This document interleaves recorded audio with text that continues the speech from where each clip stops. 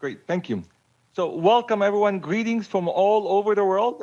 I heard that we have over 500 registrations and many thousands more that are watching us on UN Web TV, Facebook, and the other channels as well. So on behalf of everybody around the world, I welcome you, and I welcome you to the Micro, Small, and Medium-Sized Enterprises Day. Some ground rules for everybody here. In the chat session or in the question session here, if you'd like to leave us, testimonials, great things that you've seen with small businesses for the opening, please write them here. We are recording this chat, so we will capture your testimonials and we'll share them as a celebration for today. Also, if you see before, we had our Twitter campaign, MSME Day 2020, and we hear you. Please take this time and moment to tweet, to post, to take pictures on the screen, to post it on all your social media handles saying, I am part of this global event. We will be delighted to do so. And this is just going to be an absolutely fantastic day. But before we start with the speeches and before we start with everything on the program that is an exceptional program, as I might say, and it's a global program here. What I like to do here, as we all get ready to start the program, I want to take about 30 seconds and in silence to show our respect and tribute to everybody that has been affected by COVID-19, all those loved ones that have passed away, and also to show solidarity and support to all the frontline nurses, doctors, physicians, healthcare workers, teachers, everybody that's been combating this virus. So let's take 30 seconds in silence to show respect for them.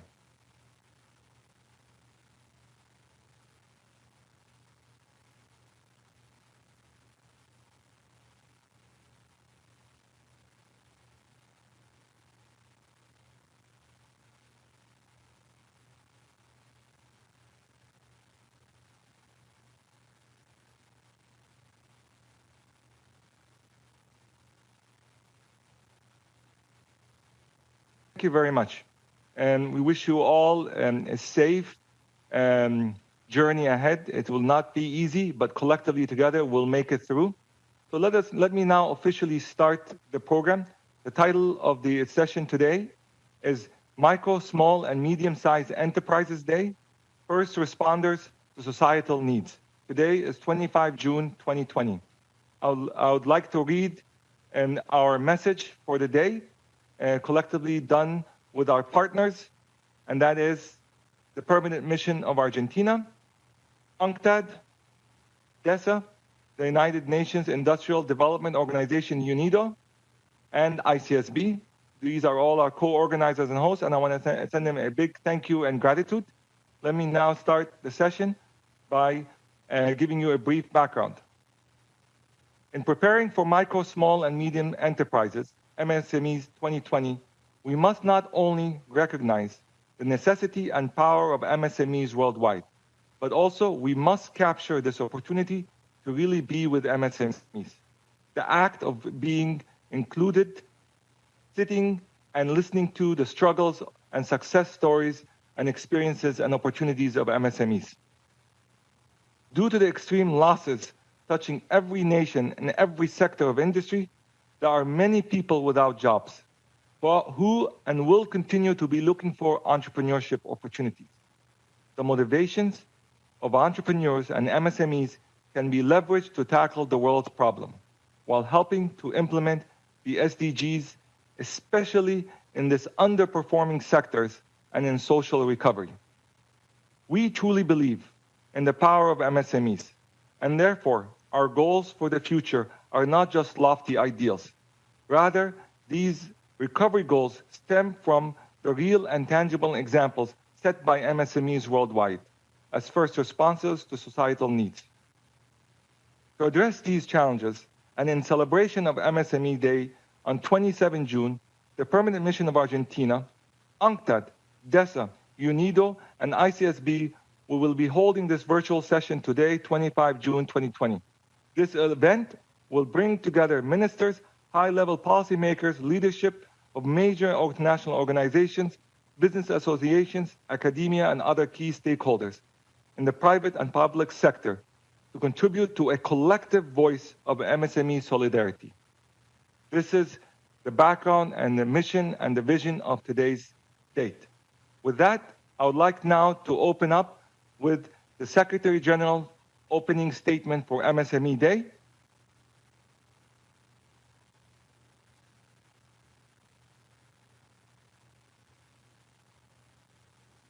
Thank you very much.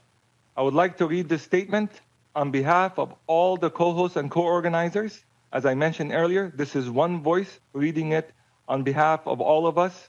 This is the Secretary General's statement. Message of the Secretary General, Micro, Small, and Medium-Sized Enterprises Day, 27 June 2020. Micro, small, and medium-sized enterprises, MSMEs, represent around 70% of global employment and provide essential opportunities, often for the most vulnerable, including women and youth. They also make up nearly half of the GDP in developing countries, playing a critical role in advancing shared prosperity. This year's Micro, Small, and Medium-Sized Enterprises Day is being observed during a time of unprecedented and compounding difficulties. The COVID-19 pandemic has unleashed a global socio-economic crisis, upending the livelihoods and well-being of millions of workers, disproportionately hurting low-wage jobs and widening inequalities. In the face of these challenges, we have launched the United Nations Framework for the immediate socio-economic response to COVID-19, highlighting the need to protect jobs, small businesses, and vulnerable workers in the informal economy. We have also established the Response and Recovery Fund to support member states' efforts. Governments must not only support the MSMEs' efforts to weather the current storm, but also provide sustained support in building resilience to other external shocks. The health and livelihoods of many communities depends on it. On this day, I urge everyone to create an enabling environment for these enterprises to build back and thrive. Let us harness the power of micro, small, and medium enterprises to recover better and achieve the sustainable developments for all. This is from Antonio Guterres, the Secretary General of the United Nations. We thank him on behalf of all the organizers and all MSMEs worldwide. Next, I would like to introduce our next speaker here. But before I do so, as was mentioned earlier and with the Secretary General, COVID-19 has affected everyone. No, this virus does not see anyone different than anybody else. It's blind, yet it touches us tremendously here. Stating this, right, our dear colleague and the ambassador of the mission of Argentina has been affected with it. And it took him a long time to recover. But I am pleased and excited to announce that he is recovering safely at home, and he sends his kind regards to everyone and to all MSMEs worldwide. So Ambassador Garcia Moritan, we wish you the best, and we hope to see you soon again with us. Now, it is my honor to introduce Mr. Alejandro Verdier, Charge d'Affaires, AI of Argentina, to the United Nations to give us a live statement. Alejandro, the floor is yours. Thank you very much, dear friend Ayman. Excellencies, dear colleagues and friends, it is a pleasure to be here with all of you today to commemorate Micro, Small, and Medium-Sized Enterprises Day. The mission of Argentina is very pleased to co-organize this event with excellent partners from the United Nations like DESA, UNCTAD, and UNIDO, as well as with International Council for Small Businesses, who supported us in 2017 when we decided to present a resolution in the UN establishing June 27 as MSMEs Day. This year is a very particular one.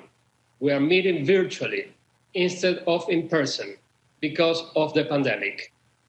This issue has disrupted our lives in ways we could have not imagined. And the mission of Argentina has been as Ayman said, much affected since Ambassador Martin Garcia Moritan is still recovering from this disease. MSMEs have not been the exception regarding economic difficulties related to COVID-19. On the one hand, the shorten on labor caused by workers getting sick or needing to take care of dependents, as well as isolation measures taken to prevent the spread of the disease, have affected the supply side. On the other hand, there was a loss of demand, which affected the income of SMEs and their ability to cope with a critical situation. Before the pandemic, even though there was a wide acknowledgement of MSMEs' importance to national economies, they faced roadblocks such as informality, low productivity, and scarce access to finance. This and many other challenges have been exacerbated during this year. Many countries, including Argentina, have tried to help these enterprises with different programs and relief measures, like credit guarantees for banks, reduction and or deferral of payments of taxes or wage support, among others. But we should try to find ways to incorporate these enterprises in our response to the pandemic and subsequent recovery, since they can become the engines that sustain growth for long-term development in developing countries. In addition, by encouraging the alignment of their strategies with the SDGs, these enterprises can help achieve many of them, since they can contribute to the improvement of the quality of the environment and combat of climate change impacts. The achievement of gender equality and also the empowerment of all women and girls, the reduction of inequalities, the promotion of innovation, and many other goals. We hope, dear friends, that this event and the presentations we are going to listen help us come up with fresh ideas and share experiences that contribute to the improvement of the situation of MSMEs worldwide. Thank you very much, and I wish you an excellent event. Thank you, Mr. Alejandro Verdier, Charge d'Affaires AI of Argentina to United Nations. We appreciate your time and effort for this. We also would like to recognize Argentina for taking the lead in creating this day. Out of the 75 years of the United Nations, there are about 113 or 115 days commemorating special issues or challenges that the United Nations goes behind and supports. In Argentina, we are very proud to have you dedicate and lead this day for MSMEs. We appreciate it.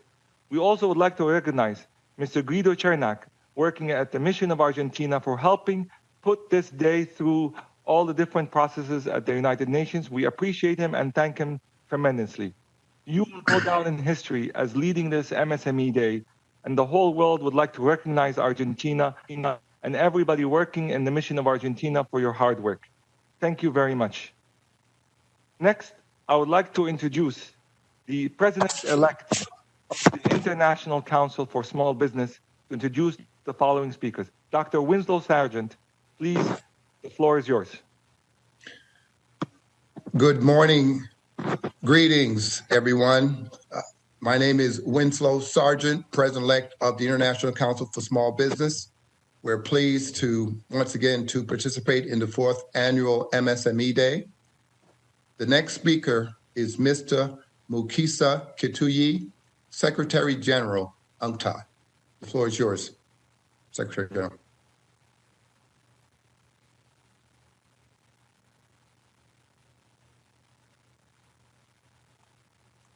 I believe you're muted.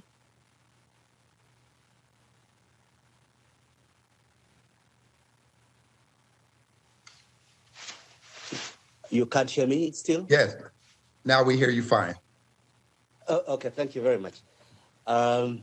Yes, I started by congratulating you, Mr. President, and on behalf of UNCTAD, express my appreciation also to the government of Argentina and the sister organizations that have partnered on this important initiative. Today, on the brink of marking this International Day for Micro, Small, and Medium Enterprises, we should show our fidelity to the cause of small businesses, first by understanding the unique way in which they are impacted by the COVID pandemic, but also by trying to proffer some suggestions on how they can mitigate the impact, but also recover better after the crisis.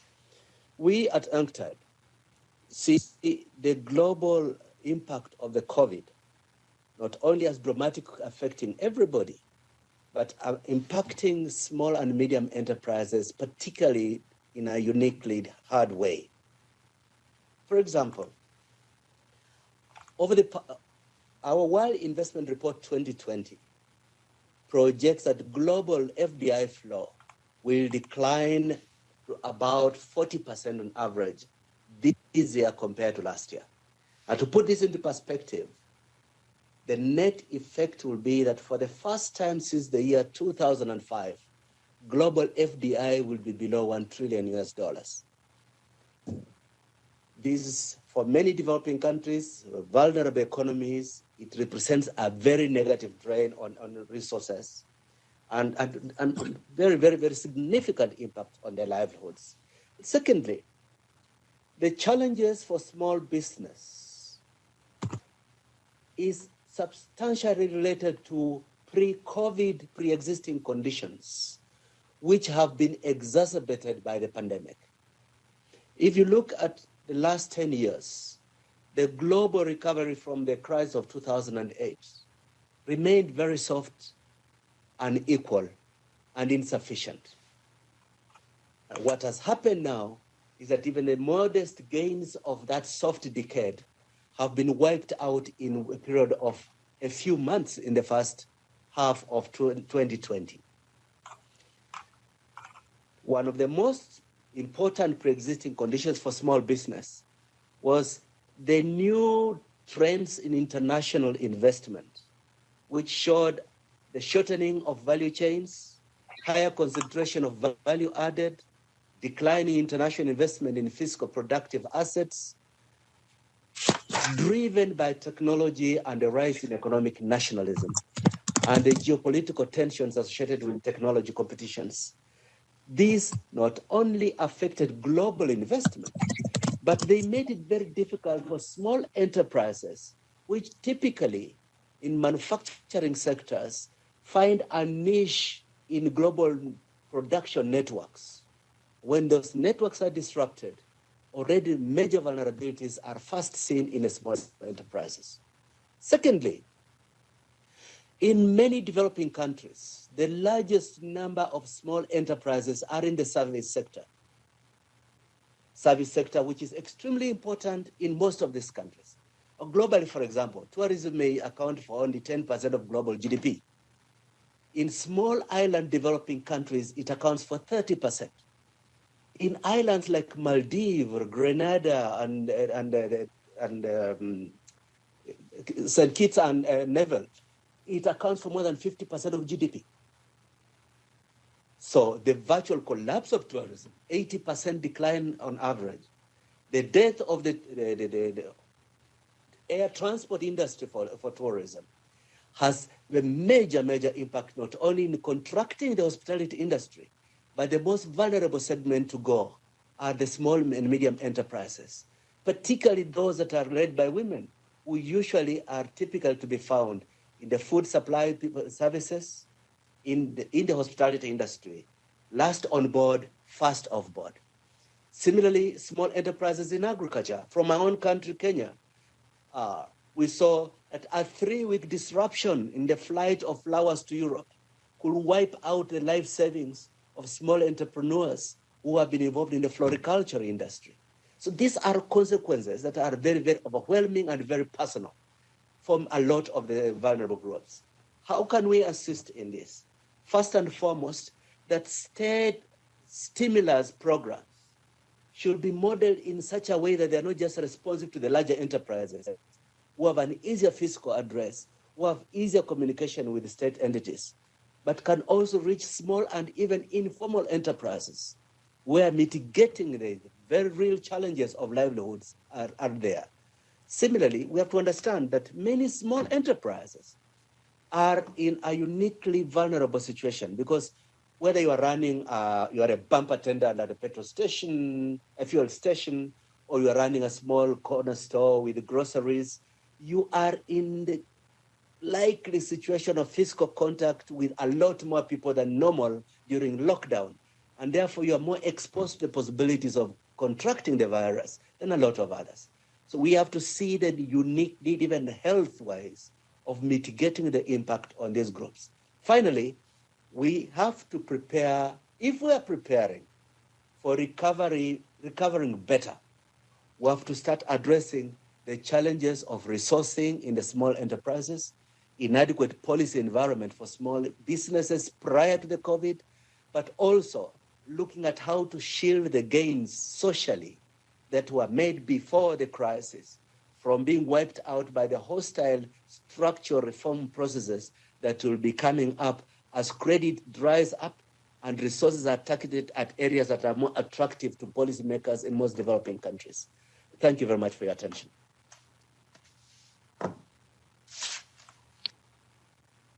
Thank you very much, Secretary General Ahmed.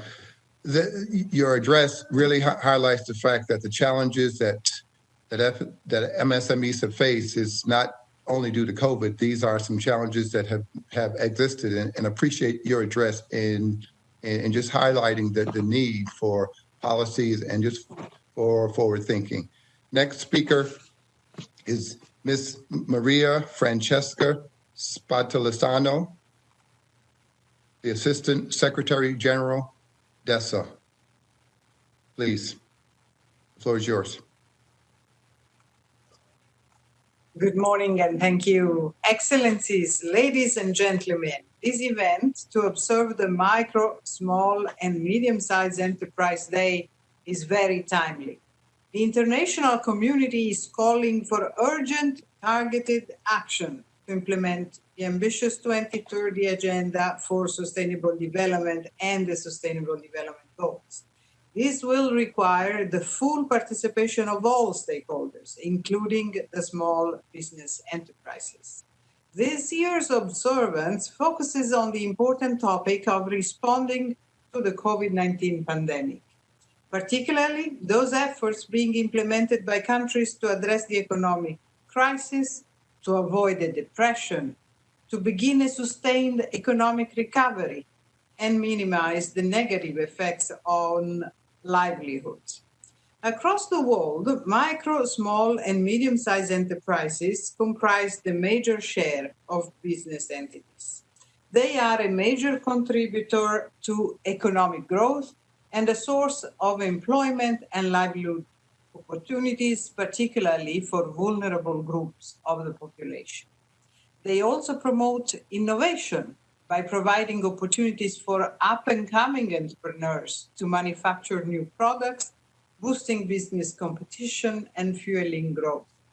Hence, protecting and strengthening the resilience of MSMEs, including women-led businesses, has become one of the key action areas of the United Nations framework for the immediate socioeconomic response to COVID-19. I am confident that as MSMEs can be effective first responders to the unfolding health, economic, and social crisis, and in the process contribute to the recovery of the global economy. Small enterprises can also play an important role in combating worsening economic and social inequalities within and between countries. But for these enterprises to effectively contribute to economic recovery and combat inequality, they need to benefit from fiscal stimulus packages and supportive monetary policies that have been rolled out, including access to credit. Bailouts and support measures should not only assist big corporations and medium-sized enterprises, but also micro and small businesses, where women and youth entrepreneurs are more represented. Simply put, we cannot recover together or build more sustainable, peaceful, just, equitable, inclusive, and resilient societies where no one is left behind if we fail to protect and strengthen the resilience of small enterprises. For these enterprises to contribute to the decade of action to deliver the SDGs, they need improved access to markets and technology. Governments should also improve the ease of doing business by reducing or eliminating cumbersome rules and procedures for establishing new enterprises. And as the world moves from the emergency response to recovery phase, it is also critical to reflect on solutions that improve MSMEs' resilience. In this regard, the United Nations system plays an important role in strengthening the global ecosystem. MSMEs' resilience, establishment of the Response and Recovery Fund by the United Nations Secretary General to support low and middle-income countries overcome the economic and health challenges caused by the COVID-19 pandemic is an important first. Going forward, more can be done to unlock the potential partnerships for an inclusive future where no one is left behind. Ladies and gentlemen, as we celebrate Micro, Small and Medium-Sized Enterprises Day this year, let us continue to highlight the important role of small businesses, not only as engines for job creation, but also as the source of hope and confidence for a better and more inclusive future. Thank you.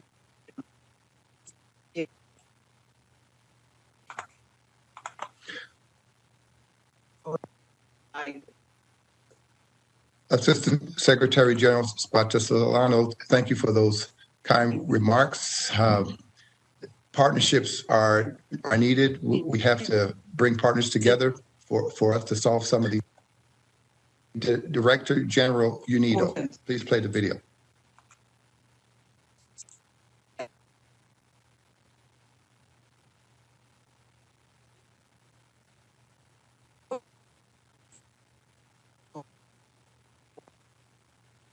Excellencies, distinguished delegates, ladies and gentlemen, it gives me a great pleasure to have this opportunity to address you on MSME Day to recognize a group of businesses that play an important role in most economies in the world, in particular in developing countries. Micro, small, and medium-sized enterprises account for 70% of employment. Many of them are involved in industrial activities, and a considerable number of them are directly linked to global, regional, and local value chains and clusters. As the COVID-19 pandemic continues to place an immense strain on societies and economies around the globe, firms, particularly MSME, face serious risks of being unable to resume their business operations, resulting in job and income losses when economic activities are disrupted. The recovery of MSME is fundamental as long as the pandemic is not sufficiently contained. Preparation for business continuity by MSME will remain a challenge. Recovery and business continuity are important elements to ensure that negative impact of current crisis is minimized and the resilience enhanced. UNIDO's response framework to the COVID-19 crisis is to prepare for the health crisis and to contain economic consequences, to respond with inclusive and sustainable solutions, and building resilience and adapt the productive sector and to recover and transform through inclusive and sustainable industrial development. Our response will prioritize the rescuing of MSME and the industrial ecosystems because they drive the value creation of the countries and generate employment and incomes for households. I'm pleased to inform you that UNIDO has recently launched a COVID-19 industrial recovery program focusing on MSME and a guidance for MSMEs outlining a pathway to business continuity and recovery from the current crisis. At the same time, the crisis also provides opportunities to transform industrial activities in order to increase inclusiveness and sustainability. Our support will prepare countries as they adjust to the new normal, which could be characterized by, for example, structural shifts towards fourth industrial revolution, clean energy, low carbon solutions, transition towards circular economies, as well as adoption of integrated solutions for food system. It will aim to contain the effects of the crisis, respond and adapt to the emergency, and ultimately recover from the socio-economic shock, taking the opportunities to transform into inclusive, resilient, and sustainable economies.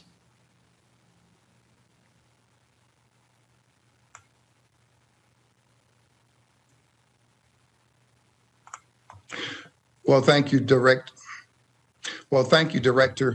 General Lee. Those words of resiliency, sustainability, and adaptability are words that MSMEs have known for quite some time, and your comment and your partnership is very much welcome. Thank you. Next speaker is Dr. Ayman El-Tarabishi. Thank you very much, Dr. Winslow. I would like to introduce now the President of Icsb, Mr. Ahmed Osman.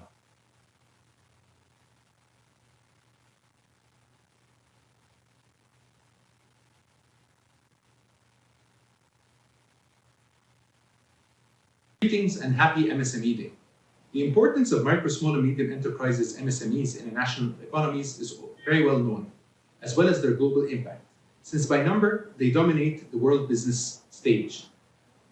When Icsb, with the support of Argentina, decided to present a resolution to the United Nations to establish June 27th as MSMEs Day, our idea was to showcase the importance of these enterprises in the achievement of the 2030 Agenda for Sustainable Development. It is with great satisfaction that we witness the visibility of MSMEs has been increasing since the adoption of this resolution. Previously, the work done at the United Nations was more at a technical level, with specific agencies working on high-level documents and across the globe. They create most of the employment and represent more than 90% of the business population. They are the key to creating 600 million new jobs that will be needed by 2030 to keep pace with the growth of the world's working age population.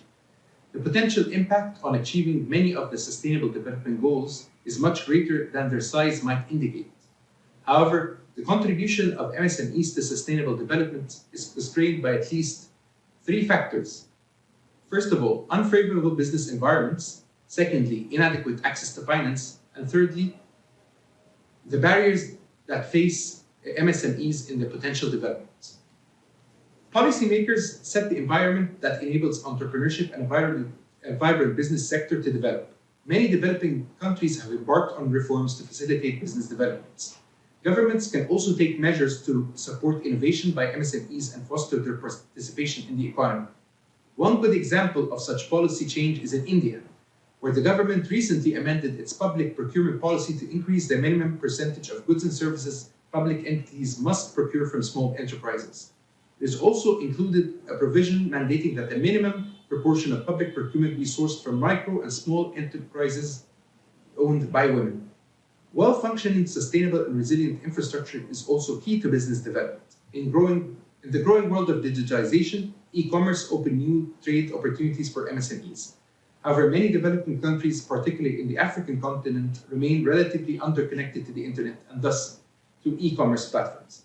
It is estimated that more than a third of the African population is out of reach of an operational fiber optic transmission network, while only 17% of those living in LDCs used the internet in 2017.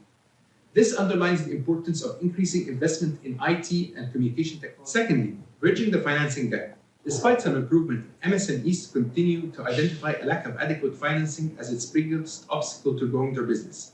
The MSME financing gap is estimated to be over $5 trillion.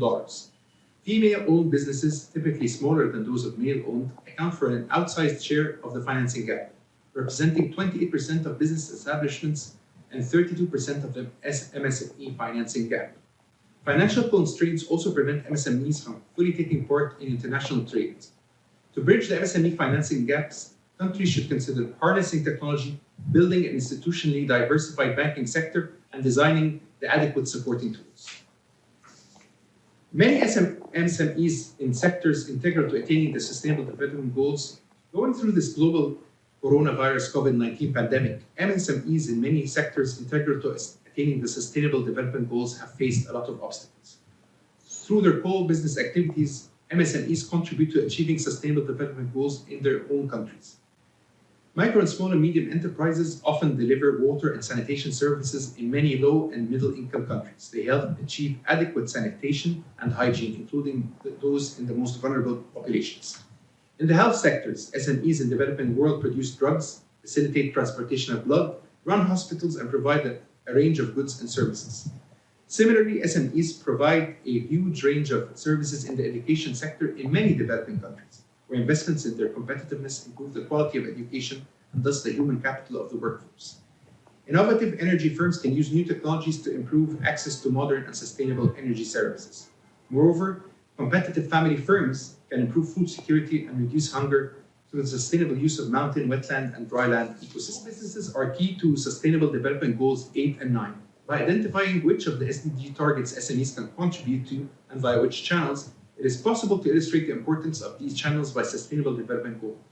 This shows that SMEs can contribute in some measures to 60% or more of the targeted SDGs.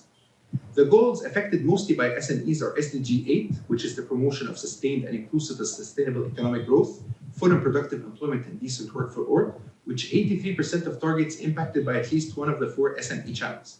And SDG 9, building resilient infrastructure and promote inclusive and sustainable industrialization and foster innovation.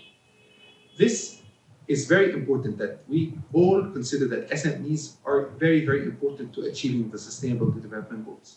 Finally, in the era of the COVID-19 pandemic, it is very, very important that policymakers, practitioners, researchers all come together to support small business owners. Small business owners are at the heart of developing communities, of developing local economies, and for creating decent jobs.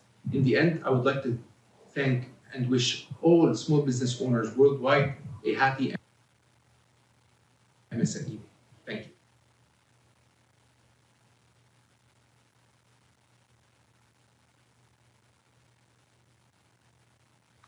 Thank you very much, Mr. Ahmed Osman, President of Icsb. We also would like to recognize you on the importance of offering women entrepreneurs opportunities for procurement. This is a very important point, and we want to congratulate you on an exceptional job with the Icsb World Congress last year and to come back again to speak on behalf of Icsb. We appreciate you.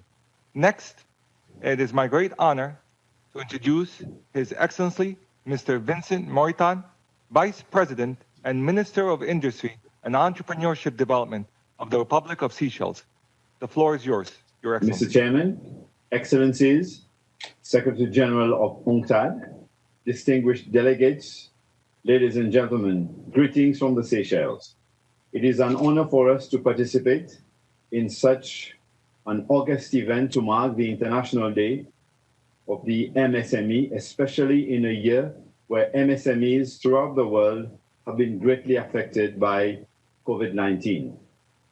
At the onset, please allow me, on behalf of the Republic of Seychelles, to extend our thoughts and prayers to everyone affected by the virus. We feel fortunate to connect with you all despite the outbreak. I also understand that WebEx, the system we are using to connect to one another today, was created by an entrepreneurial venture in 2007, which gained prominence during the pandemic as an online platform for webinars, virtual meetings, and other fora. It is evident that the impact of technology has grown. It has grown exponentially over the past decade, and that it must be fully utilized by MSMEs to propel themselves to new heights. Seychelles, like any other country, has not been spared by the virus.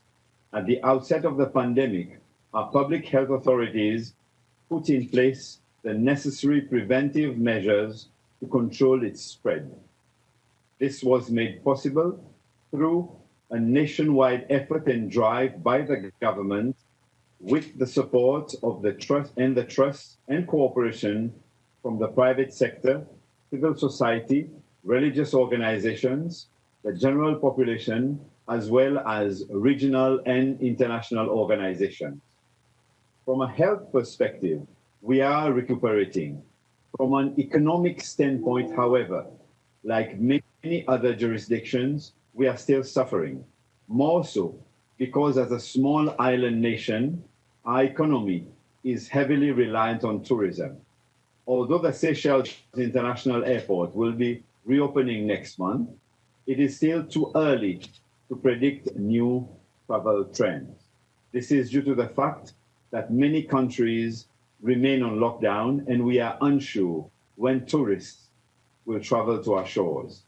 Last year, we recorded a foreign currency surplus of $45 million, the highest ever. This year, the expectations were even higher in the light of the expected rise in number of visitors. The economy was set to grow by 3.9% compared to 2019. But the outbreak and spread of the virus have left our economy in uncertainty. Data collected by our Seychelles Chamber of Commerce and Industry indicate that MSMEs are most vulnerable to the after effects of COVID-19, given that most of them are highly dependent on the tourism sector. The most evident challenges are financial. To put you into context, please note that in Seychelles, MSMEs are defined as enterprises with an annual turnover of no more than 25 million rupees, equivalent to $1.3 million. Based on the 2019 tax registration data, MSMEs in Seychelles account for 98% of small businesses, and they contribute 16% of GDP and 41% of total employment. The most popular licensable activities are trading, construction, hiring services, accommodation, catering, and entertainment. The pandemic has undeniably affected every business activity and will continue to do so for some time. The uncertainty for those who are self-employed has prompted government to introduce measures to mitigate these negative impacts. From a job retention allowance to a relief loan scheme to tax rebate, Seychelles has adopted internationally recognized relief schemes. The fact that many businesses may have to downsize or even close down is distressing. It is expected that as many as 4,000 employees may lose their jobs by the end of the year, 20 of them being from the micro and small enterprises. The government has therefore introduced SETS, the Seychelles Employee Transition Scheme, to bring together people made redundant, as well as self-employed and business persons whose companies have shut down with a view to retraining, reskilling them, or giving them an opportunity for temporary job placement. Ladies and gentlemen, the incremental implementation of measures to restore our economy remains necessary. We are slowly opening our borders to the outside world, bearing in mind that the virus has not gone away and that we must adopt a COVID-ready attitude in the new normal.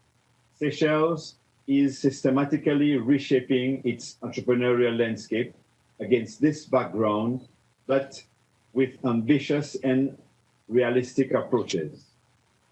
Entrepreneurship in Seychelles embraces the spirit of the recently approved National Development Strategy, paying particular attention to people at the center of development, innovative economy, and economic transformation whilst addressing the SDGs.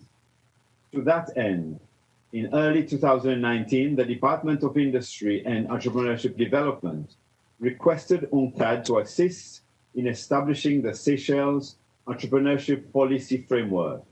The call was promptly and positively responded to and kicked off with a survey with key representatives from the public, private, academia, and non-governmental sectors.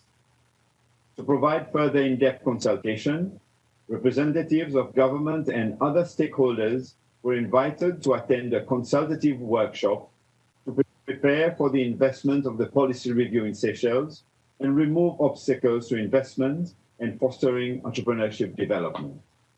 UNCTAD is now called upon to bring forth selected policy options that will enable government and its partners to begin the strategy formulation process.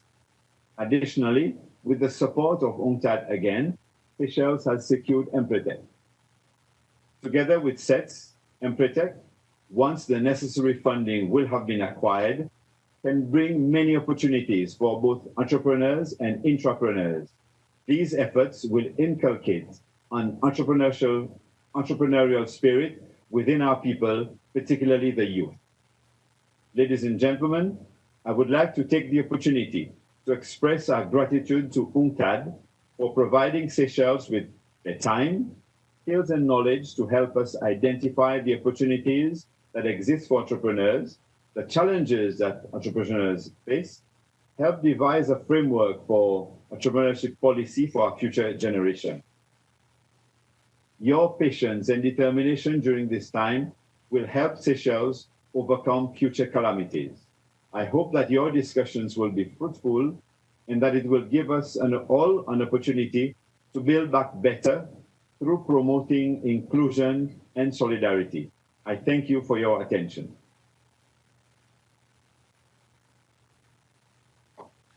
Thank you very much, Your Excellency, Mr. Vincent Moritan, Vice President and Minister of Industry and Entrepreneurship Development of the Republic of Seychelles. Your message of resiliency and hard work and innovation is well received. And we would also like to thank the excellent work of UNCTAD doing with the Seychelles. Thank you very much.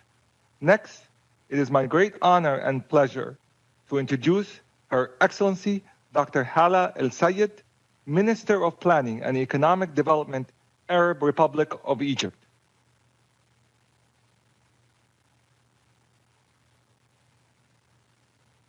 I'm Hala Saeed, Minister of Planning and Economic Development, the Arab Republic of Egypt. I would like to seize this opportunity to wish you all a happy UN SME Day, the day that we celebrate every year, which is the 27th of June. Governments throughout the world agree that entrepreneurship is the road to innovation, productivity, employment, and growth. The number of SME enterprises in Egypt reached 1.7 million. They employ 5.8 million individuals, representing almost 43% of the total employment in the formal private sector. SMEs are central to achieving Egypt's national vision, Vision 2030, as they are the main avenue for achieving inclusive and equitable growth, which we are really focused on, and generating employment opportunities. At the time when the world declared COVID-19 as a global pandemic, Egypt was reaping the fruits of its macroeconomic reform program that resulted in achieving a growth rate of 5.6%. Similarly, we witnessed a decrease in unemployment rate to drop to 7.7%, decrease in inflation to about 5%, increase in FDI by 20%. However, the pandemic will certainly have negative effects on these developments. Globally, GDP is projected to decline by almost about 7.9%. Global debt levels are estimated to soar to 300% or more of the world's GDP, and of course, a decrease in world trade, decrease in FDI, and decrease in remittances by almost 30%. The Egyptian government implemented a sizable targeted fiscal stimulus to act as a stabilizer during this period of the pandemic. This time of the crisis proves more and more the importance of the SME sector. One of the key dimensions to the government's approach is to integrate the sector within the formal economy, to facilitate its access to finance, to provide more incentives to this sector, and in addition to accommodate and facilitate more institutional reforms to the sector. The new law facilitates the allocation of land for the SME sector, which can be used as a collateral to facilitate borrowing. The law encourages startups through a number of channels, including the exemption of startup from patent filing files, as well as technical and financial assistance for registered patents. Institutionally, we have made a lot of institutional amendments by having one institutional now, the medium, small, and micro agency, acting as one agency responsible for supporting the MSME sector financially and also as a policy support and strategy development in addition to a legislative and regulatory institution. The Egyptian government also believes in capacity building and in human development. So we have invested a lot to act as the main catalyst for achieving new innovators and new capacity building. The government has invested a lot, and we do believe that the need to change the mindset of our young people in order to value self-employment and entrepreneurship compared to the formal and the official employment. The Ministry of Planning and Economic Development specifically have invested in a lot of capacity building programs in cooperation with universities and, of course, in cooperation with the top first-class educational and capacity building institutions. In addition to that, the Ministry of Planning and Economic Development is very keen in providing the proper ecosystem to help in building the right caliber for the SME sector through linking this training with different incubators in different universities, establishing a business leaders observatory to continuously update a national database on a quarterly basis. We do believe that in order to build on the future opportunities that the crisis has created for our SME sector, we need new and creative approaches to respond to traditional and new challenges. We do believe that we have wealth of knowledge, we have a wealth of human capital that we need to capitalize on. We're working on all these fronts to facilitate all access to information, access to ICT, access to innovation. We must create channels of communication with the global economy and with the global supply chain in order to provide the proper support for the SME sector. Finally, I'd like to stress on the importance of capacity building and digital capacity building, as these remain the key determinant for the success and the resilience of the SME sector.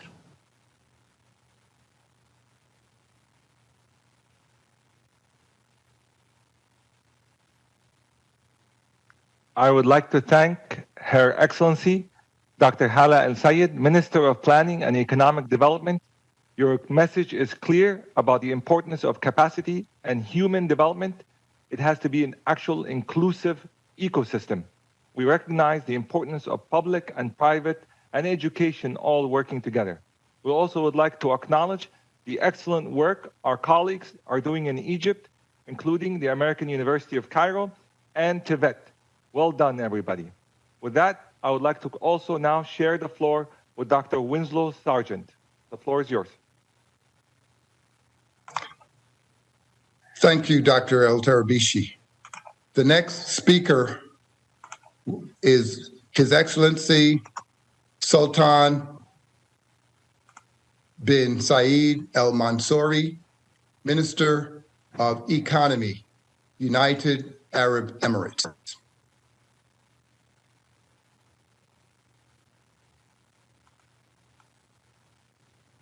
Your Excellency Antonio Guterres, the Secretary General of the United Nations, Excellencies, ladies and gentlemen, on behalf of my country, the United Arab Emirates, I am very pleased to participate in this global event and also assert that the UAE extends its full support to the General Assembly of the United Nations resolution of the 6th of April 2017 on dedicating MSMEs Day in an act of support and solidarity with the entrepreneurs worldwide.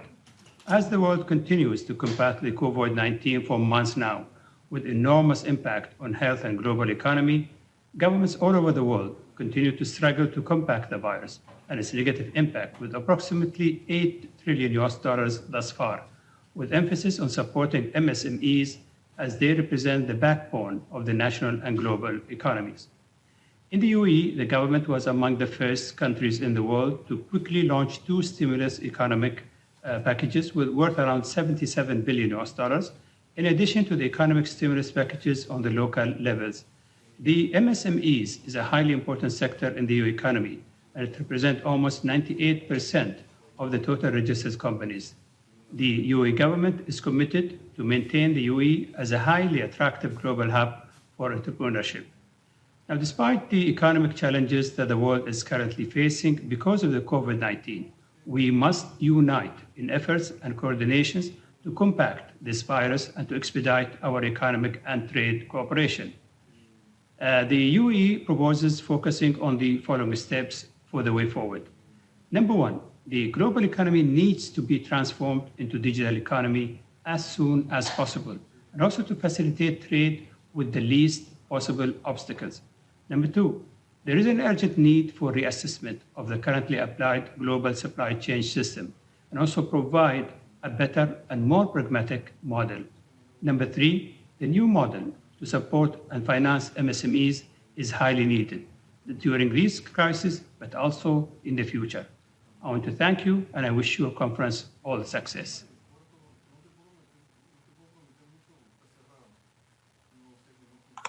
Well, thank you, Minister El Mansouri. Those words of a plan, especially, is very much needed as we chart our recovery from the effects of COVID-19.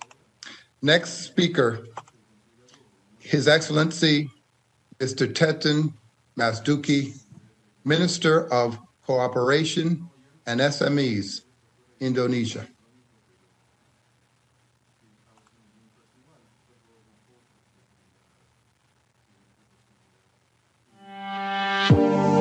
I'm Teton Masduki, Minister of Cooperative and SMEs of the Republic Indonesia. Would like to wish you all a happy UN SME Day, which we celebrate every year on 27th of June. I'm so happy to know from my predecessor, Mr. Cruz Payoga, that in 2016, Indonesia was one among the 7 countries who initiated and declared the SME Day by delivering his speech at the United Nations headquarters in New York. I am also grateful that Icsb Indonesia are always supporting governance efforts in strengthening the entrepreneurship aspect of SMEs in Indonesia. During this COVID-19 pandemic, our President Joko Widodo has allocated enormous attention, energies, and monies to protect and shape our SME, ensuring the day will sustain in the future. Postponement of financial obligation, tax incentive, loan restructuring, and free skill training for SME are among the policy. On top of that, our ministry is now working seriously to support the digitalization of SME, since currently most of them are still traditionally run.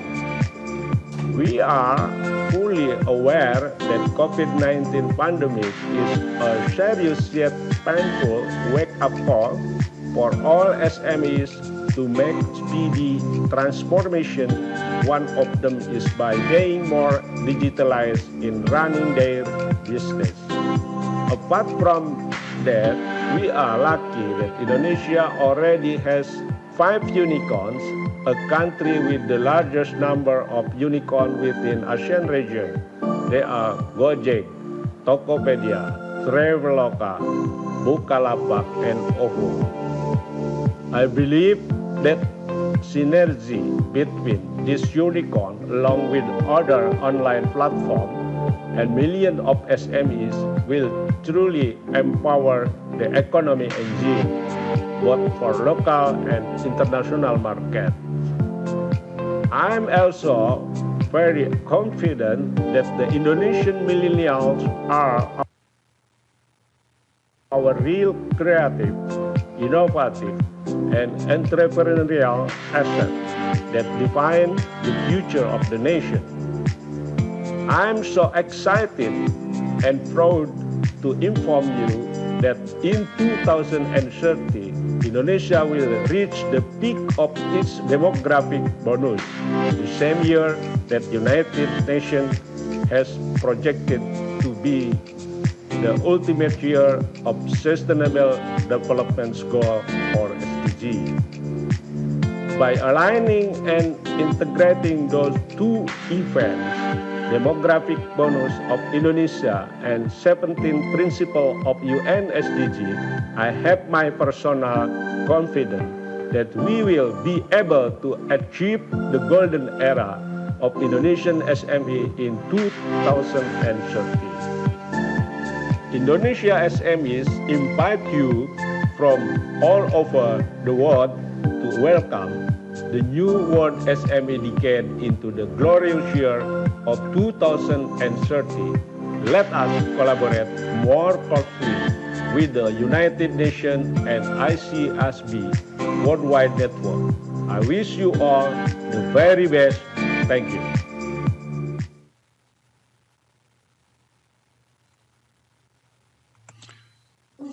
Thank you, His Excellency, Minister Masduki.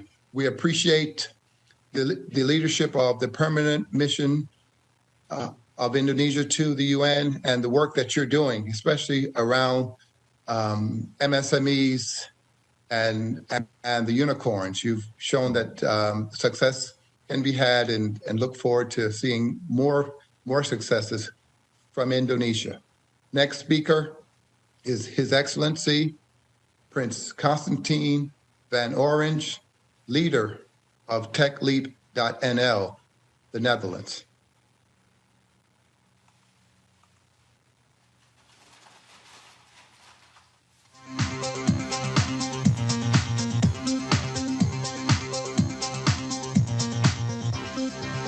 Thank all that have been working very hard to establish MSME Day at the UN. This size companies, small size companies, are the backbone of the economy. 90% of all companies are small, medium, or micro-sized, and they are employing about 60% of the total workforce. But rarely this category of companies is overlooked, simply because they don't have the lobbying power that bigger companies have. But today's acknowledgement helped raise that awareness, raise the awareness about the relevance of these firms and the relevance also of fostering entrepreneurship, because we need more entrepreneurs. I myself represent Startup Delta, the organization in the Netherlands that supports entrepreneurship startups to grow faster and to have better opportunities in the market. And it's never been easier to start a company than today, because of the technologies, because of the markets that they're opening. And we should take this momentum, like you're doing at the UN today, to foster entrepreneurship, foster small, medium, and micro-sized enterprises, and give them the platform that they need. So once again, we'd like to congratulate you with this day and hope that it will benefit the future of small, medium-sized micro enterprises globally.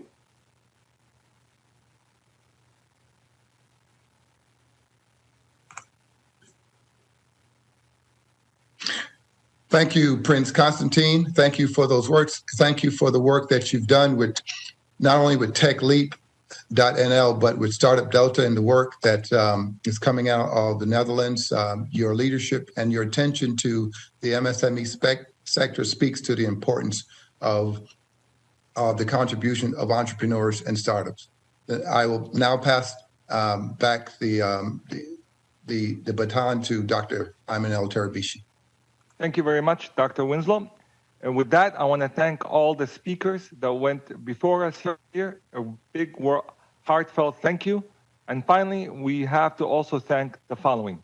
First of all, this is our 4th MSME year, and we want to congratulate and thank the continuous support of the UN Office of Partnerships. We recognize you. We appreciate all the hard work you have given us here, and we hope to see you again. And I know you have been supporting us with this one as well. Thank you very much. Also, we would like to recognize and thank the Mission of Korea, Ambassador Oh Jun, the 71st President of ECOSOC, Dr. Kishan Kim, and the former Ambassador of the Mission of Korea, Ambassador Tal Yol. We want to thank you again for your continuous support. We also would like to thank the Mission of Egypt for their support from the beginning of this endeavor here. We want to thank you and we wish you the best. And also we want to recognize the excellent and innovative work of Tatwir Mas in Egypt. The work you are doing is well recognized. Also, we would like to thank and recognize the United Arab Emirates University. They sent students last year. We remember you, we miss you, we hope to see you again. And also the excellent work that Sharjah is doing and the American University of Sharjah. We recognize your work and we acknowledge you and we appreciate you. And also, and this is important here, and I kindly ask all the participants here to give a big applause by saying applause and a big thank you. And this goes in particular to the following. We know you, we see you every year when we come. The staff, the security, the people that are standing on the front line of the UN buildings that let us in every year, we know you, we see you, we recognize you, we miss your smiles. Let's give them a big round of applause. We can't wait to see you guys again next year here. So thank you. Please stay safe, right?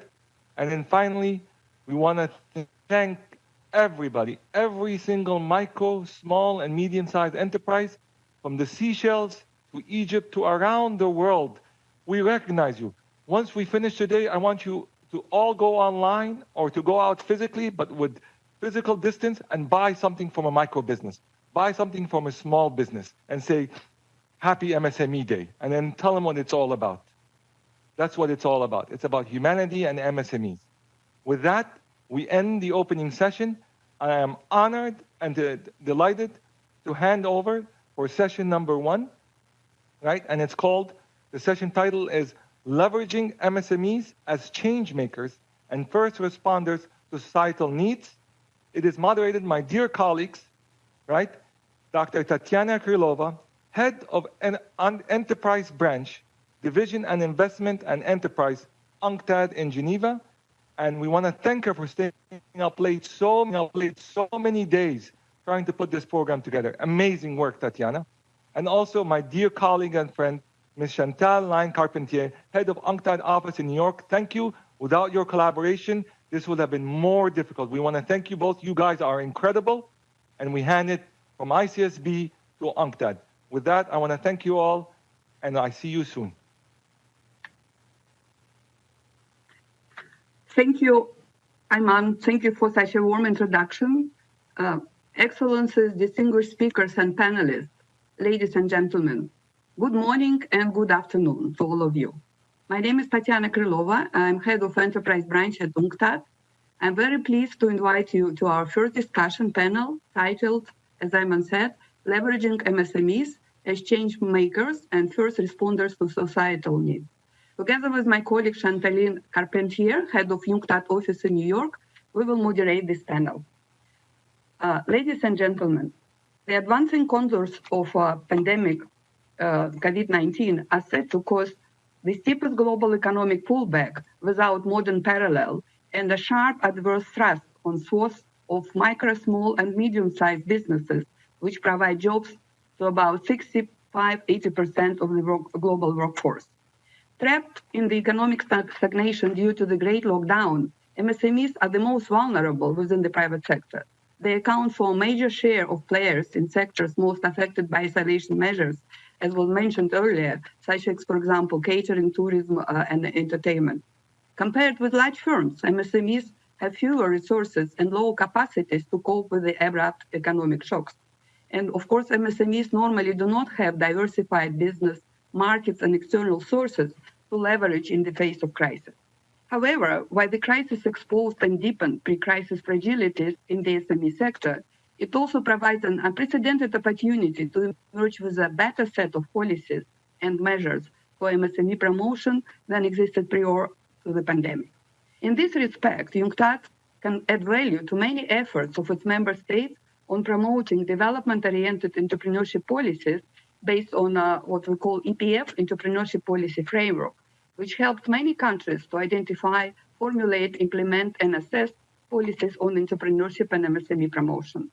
Coherent and holistic policy measures and initiatives to support and sustain entrepreneurship, including in post-pandemic scenarios, span over several closely interrelated areas, including regulatory reforms, access to finance and markets, training and education, awareness of entrepreneurial opportunities and creation of support networks, technology exchange and innovation, which becomes especially critical in light of accelerated digitalization pushed by the pandemic and which presents an excellent opportunity for the SMEs on their response to the challenges of the current crisis, which is important, and it's very important to utilize this opportunity.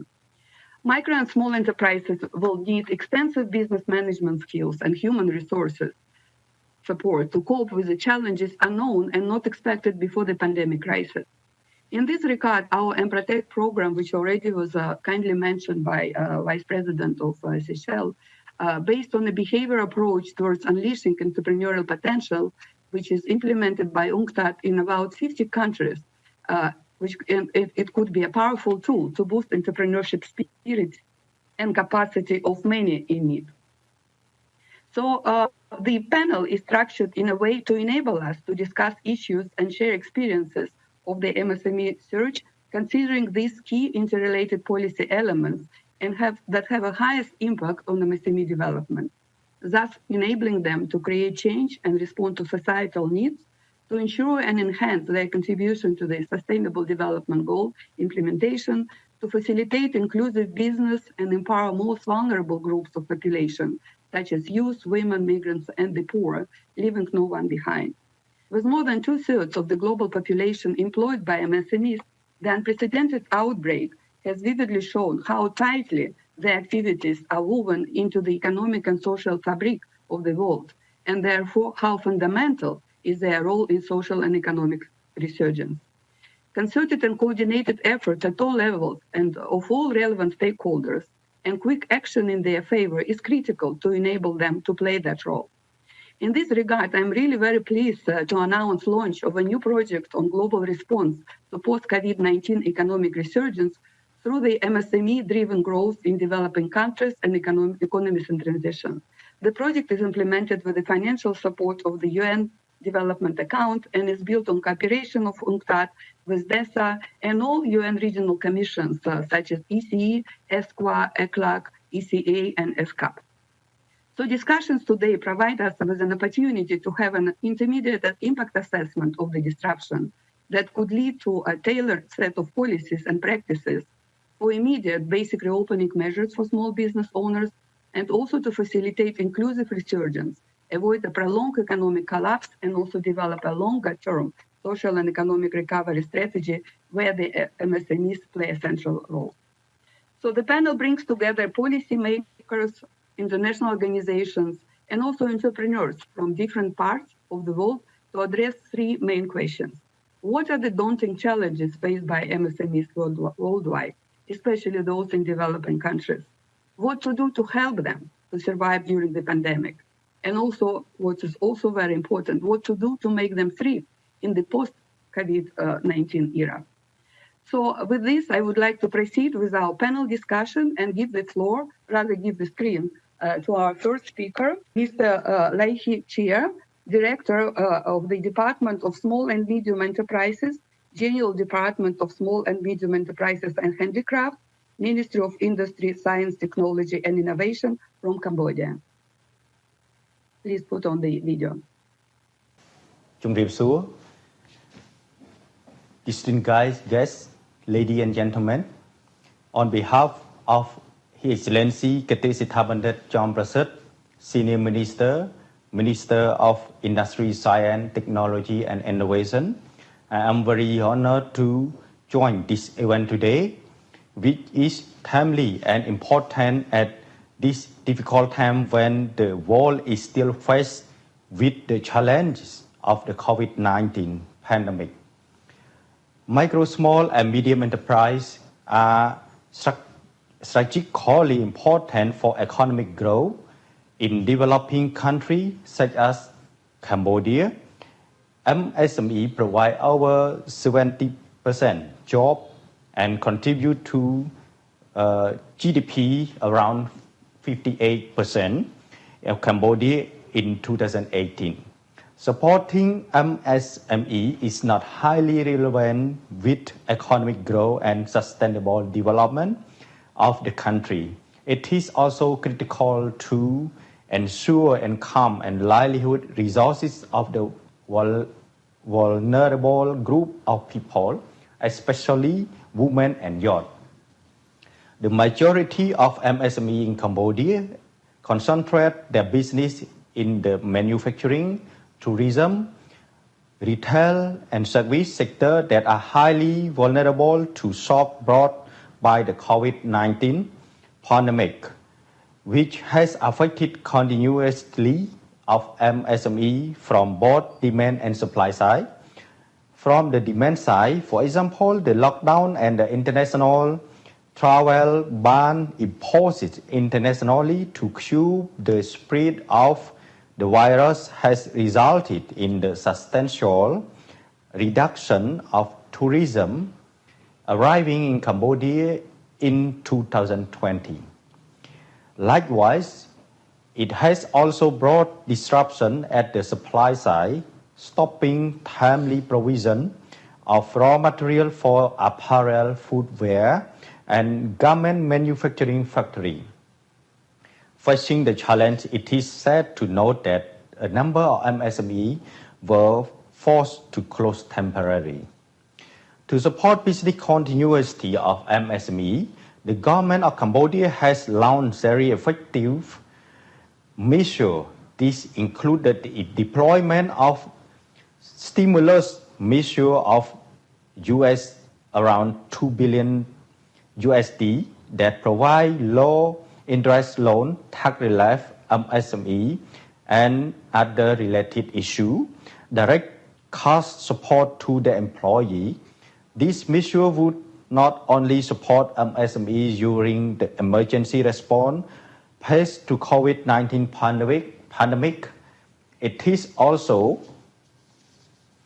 expected to achieve long-lasting impact, improving resilience of MSME in the recovery and rebuilding phase after the COVID-19 pandemic. For example, the government has provided skill training program to reintegration of employees who lost their job due to the pandemic. Partnership with the private sector is also pursued to diversify business model of MSME for enhancing their resilience toward COVID-19 and other external shock in the future. Planning and implementation of the policy have been following an inclusive approach. The high degree of informality among MSME in Cambodia have been well recognized compared to their formal and registered counterpart. Informal MSME tend to benefit less from policy support from the government. To support their continuity and resilience as an integral part of MSME sector in Cambodia, the Ministry of Industry, Science, Technology and Innovation has proactively led the building of the coherent and simplified MSME formalization mechanism in Cambodia. At this point, I would like to thank the Department of Economic and Social Affairs of the United Nations, UNDESA, for their tireless effort in supporting us building the mechanism.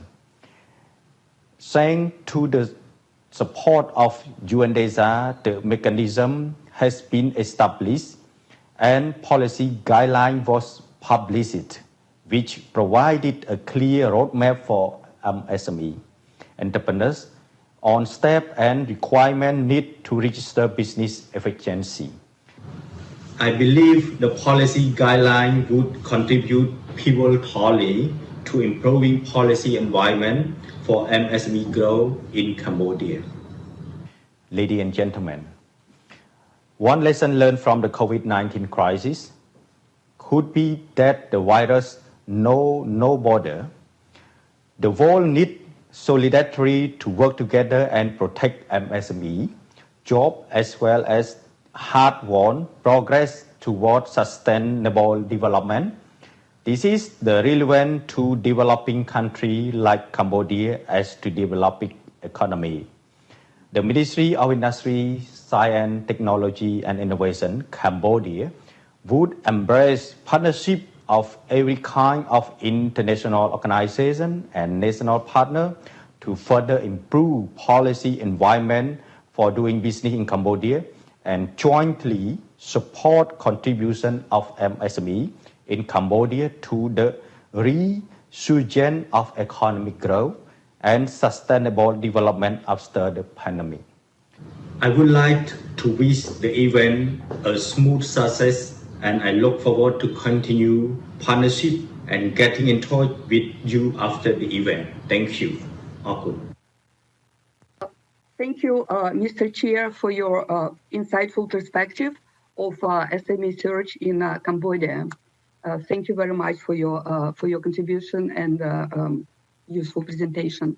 So we now move to our next speaker, Ms. Christine Schreiber, who is Director of SME Policy, European Commission's Directorate of Internal Market, Industry, Entrepreneurship and SMEs. Ms. Christine, you have the floor. Good afternoon and good morning, ladies and gentlemen. It's a pleasure and an honor for me to be invited as a speaker to the United Nations high-level event on the Micro, Small and Medium-Sized Enterprise Day, our cherished MSME Day. This year's event theme is We Hear You, listening to those at the front lines, to our entrepreneurs, businesses, policymakers. I'm very happy to join the conversation representing the European Commission and to reflect on our policies in support of micro, small and medium-sized enterprises, especially in the current unusual times. The COVID-19 pandemic has been a tremendous challenge for all of us, for citizens, businesses and governments. But it has also demonstrated that we need to act together as a global community in order to come out of the crisis stronger, more resilient and sustainable. This means breaking down barriers, sharing best practices, and inspiring big ideas.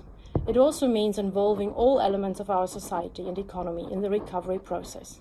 And our micro, small and medium-sized enterprises, SMEs, are key actors here. You all know that small businesses have been most affected by the crisis. They have often been cut off from customers, clients and suppliers, and deprived of precious liquidity. Many have not survived, and many others are only limping through, burning up valuable rainy day reserves. As we in the European Commission are piloting Europe's way out of the crisis, we have put SMEs at the heart of our approach. We want to ensure that our entrepreneurs and businesses get the financial support they need, that they are able to reconnect with suppliers or forge new partnerships and have renewed access to markets in Europe and beyond. We are also aware that we in our companies cannot simply press a reset button. We must ensure that they become more resilient to face future crises.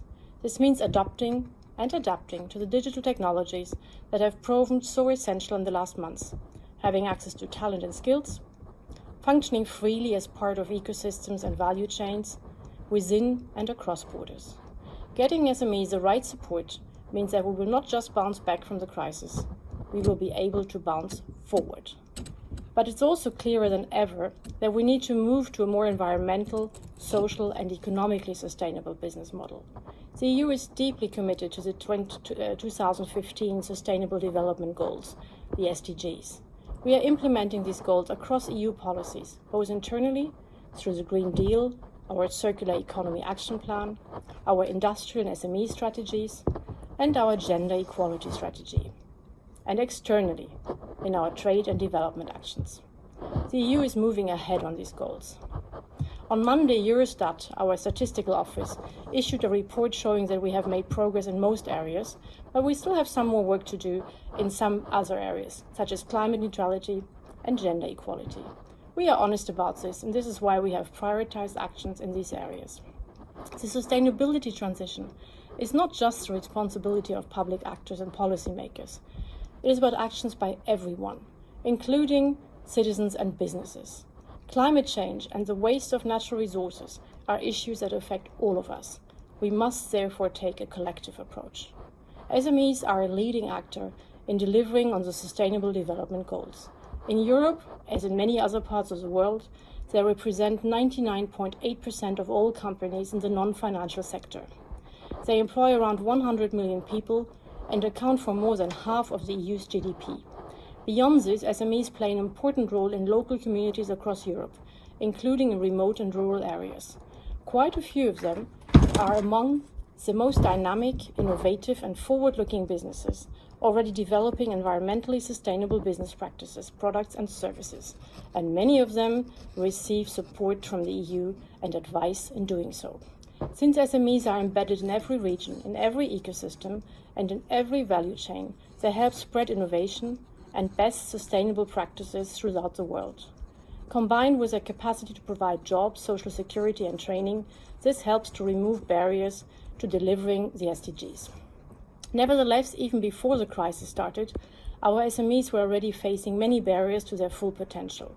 And given their limited human and financial resources, they find it challenging to comply with rules and complex administrative and legal procedures, to access information, markets, and finance, and to properly evaluate and mitigate environmental risks. Many small businesses struggle also more than large enterprises to get the finance they need for investments promoting sustainable practices. Therefore, aiming to unleash the power of Europe's SMEs to lead the twin transition to sustainability and digitization, the European Commission adopted a new SME strategy on 10th of March this year.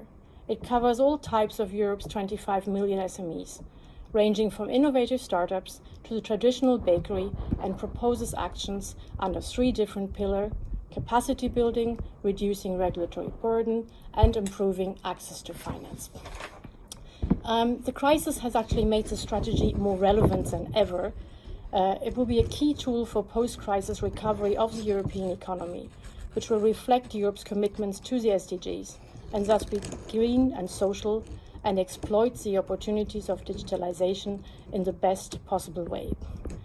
We have the flexibility to adjust key actions and adapt them to the new reality where necessary. And we really see our SMEs as potential world leaders in sustainability. And to ensure that our actions correspond to their needs, we constantly engage with SMEs, as well as national and regional local authorities. And we have received very valuable input from all the stakeholders. So this is really just a start, and we recognize that we need to move together with other global actors. This is why I'm really so pleased to see the involvement of the Icsb, of UNCTAD, the UN, and here's a permanent mission of Argentina to the UN. Let us work together to turn these awful days into a new beginning for all of us around the world. We talk about a new normal of the crisis. As we move out, hopefully, these days, I hope that the new normal will not be about face masks and social distancing, but about strong companies with environmental, social, and economic sustainability at the heart of their approach. Thank you very much for your attention.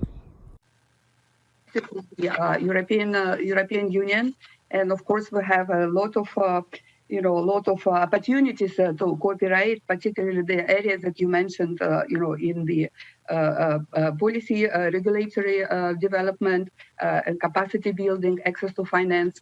And so we look forward also to joint efforts in these areas going to the future. So with this, we'll go to our next speaker, which is Mr. Sajjad Malik, Director of Division of Resilience and Solutions, UNHCR. Mr. Malik, you have the floor, please.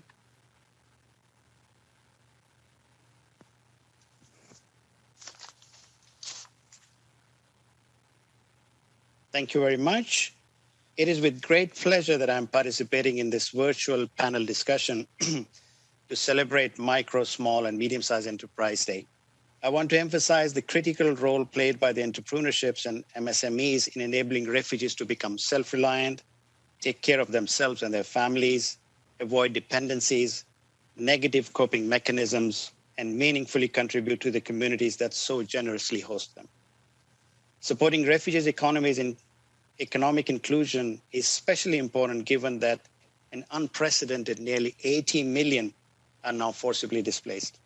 This figure has doubled in the past 10 years and now affects more than 1% of humanity. About 39% of refugees are aged between 18 and 49 and can contribute to the societies that host them if given the opportunity to do so. A UNHCR survey in 2019 revealed that 70% of refugees live in countries with restricted right to work, 47% in countries with restricted access to bank accounts, and 52% in countries with restricted right to own a business. Despite the challenges and relatively limited number of countries where refugees can work, we have witnessed significant progress over the past few years, particularly since the adoption of the New York Declaration and the Global Compact on Refugees. Policies on access to work have been adopted in Jordan, Ethiopia, and Djibouti, to name a few countries. Partnerships to support refugee entrepreneurships have been developed and supported with policy guidance, including the policy guide on entrepreneurship published together with UNCTAD and IOM. Using this guide, multi-stakeholder forums in 16 countries have provided the opportunities to bring together the private sector, government, UN agencies, NGOs, and refugees to design context-specific plans to facilitate refugee entrepreneurship. Access to affordable financial services such as bank accounts, mobile money, loans, and credit has also broadened. These gains are unfortunately threatened by the impact of COVID-19 pandemic on jobs and incomes of workers and their families, with many of the most vulnerable owning or working in MSMEs. COVID-19 has also had disproportionate socioeconomic impacts on refugees. 85% who live in developing context, and many of whom rely on informal or unprotected unprotected work characterized by low wages and lack of social protection.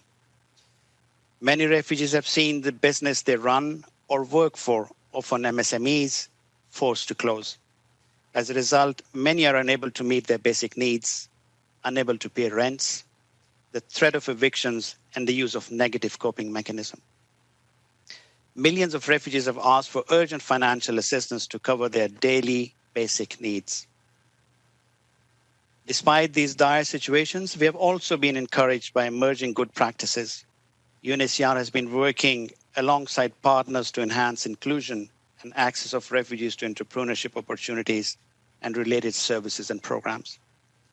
During these past months, we have seen firsthand that refugees, IDPs, asylum seekers, and stateless people have stepped up and contributed to local economies, labor forces, and the frontline healthcare response. We have seen refugees entrepreneurs using their skills to produce masks, PPEs, and other sanitary equipment for their communities. They showed they want and must be part of the solution. Let me end with some key ingredients that can make MSMEs more meaningful for refugees as well. One, policymakers have a key role in creating an enabling environment that allow refugees with access to formalized entrepreneurship opportunities through the provision of relevant rights. the inclusion of refugees in national development plans and social protection schemes such as social safety nets and fiscal stimulus packages. The inclusion of refugees in studies measuring the socioeconomic impact of COVID-19 can also inform appropriate targeting and response. UNHCR is working very closely with the World Bank, a UNHCR World Bank Joint Data Center, and many other partners on this. 2, the private sector, including MSMEs, can provide refugees with entrepreneurship training, leverage innovative technologies, and engage in public-private partnerships to support advocacy for refugee inclusion in relevant services and programs. To give you one example, in Rwanda, the African Entrepreneurship Collective, in partnership with UNHCR and the MasterCard Foundation, will be giving cash grants to more than 3,500 MSMEs, 60% of which will be refugee-owned, to relaunch or rebuild their businesses impacted by COVID-19. 3, financial institutions can unleash refugee entrepreneurship's potential and provide much-needed access to markets, financial services, including through adaptations such as digital disbursements and allowing for flexible repayments. 4, humanitarian agencies can also support refugee entrepreneurships through emergency cash where needed and advocate for refugees' inclusion in longer-term support structures, including business and recovery mechanisms. To close, the importance of the engagement of international community and multi-stakeholders in including refugees in their response cannot be underestimated. The COVID-19 crisis presents us with an opportunity to reimagine economic inclusion for the benefit of all while advancing our central commitment to the Agenda 2030, to leave no one behind, including refugees and the forcibly displaced. I thank you.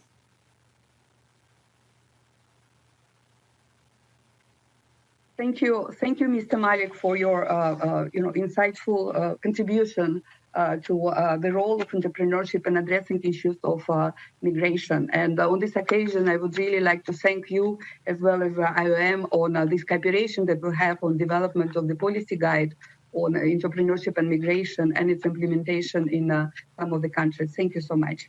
Thank you. So we now move to our next speaker, Mr. Eduardo Diogo, Director of Shibrai, SME agency in Brazil. Mr. Diogo, you have the floor, please. The screen.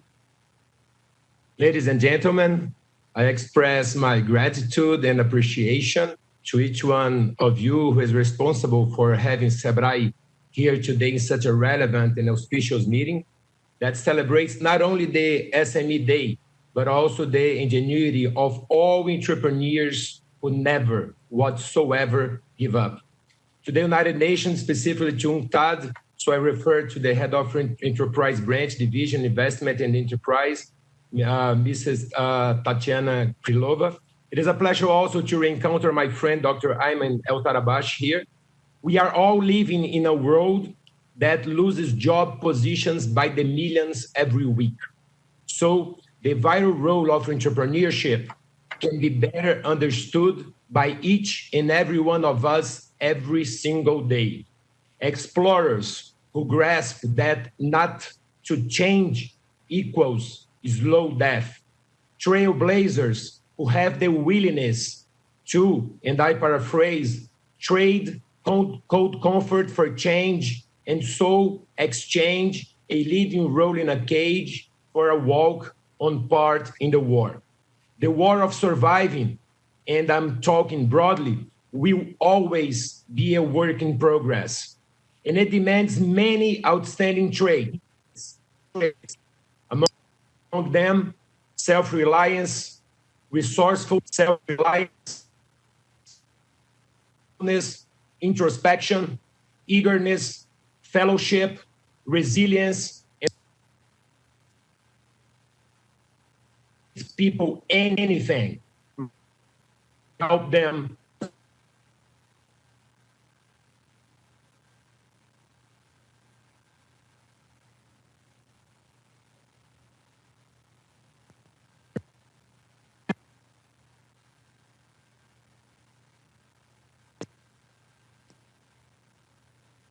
I believe that is our embrace long-term thinking to solve puzzles that couldn't be solved so far. It is not to acknowledge that better, and that although doing might not have been enough.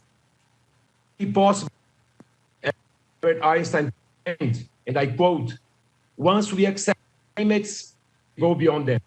Therefore, by accepting our limits and remaining grounded in reality, always we have a change, instill a sense of urgency, a sense of purpose, and a sense of community in everything we do. Regarding Brazil itself, and we have been attempting to work towards these goals I mentioned, Brazil is a country of entrepreneurs, infopreneurs, leaderpreneurs, allpreneurs, whateverpreneurs, with creativity to juggle and dribble the day-to-day challenge, specifically during this savage traverse spawned by COVID-19. Brazil does have a high level of entrepreneurial activity. And now, probably more than ever in our lifetime, it is necessary to be tempered with complementary entrepreneurial chops. As I declared, we are working towards this goal. Shibrai has barely 40,000 people working in its ecosystem to serve 17 million entrepreneurs. Via them, we are confident that we are contributing to the nation as a whole, that is, our 210 million inhabitants. So we are focusing the intellectual and comportamental inclusion of our target audience, I mean the 17 million. And we are also initiating a comprehensive program that will foster new, inspirational, and transformational leaders for the country. I mean regenerative leaders. As I named in the occasion I presented my capstone project at Georgetown University, we are craving for regenerative leaders. Concerning our target audience, if in the past the main goal was inclusion and Brazil successfully fulfilled this task, nowadays our mission is to increase productivity.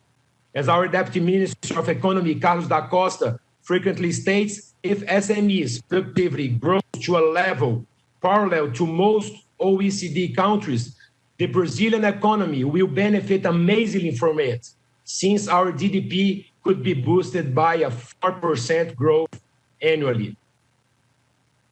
In this context, as we can realize, SME productivity rhymes with our nation's prosperity. And to conclude, two last observations. First of all, I speak to Brazilian entrepreneurs. We are aware of your struggle. The time is profoundly challenging. We are also certain that you are able to pull off ambitious turnaround plans against the odds, because at the end of the day, you run the show. Don't give up on yourselves. Shibrai will never give up on you. And secondly, and to conclude, ladies and gentlemen, please allow me to state that I come from a coast city, and the ocean teaches us some interesting lessons. Maybe the greatest of all, it is to be humble, or at least to try to be humble. That's a constant pursuit. After all, the ocean is only unfathomable as it is because it sets itself below the rivers in order to receive their blessed waters. And we are here today, embedded with this similar humility, to learn from you all, to celebrate the SMEs Day, and to honor the inventiveness of the heroes and the heroines who put on the line their own assets to create new jobs, to strengthen the economy, and to deliver positive aggregate value to society as a whole, for what we are deeply grateful. Thank you all for your attention.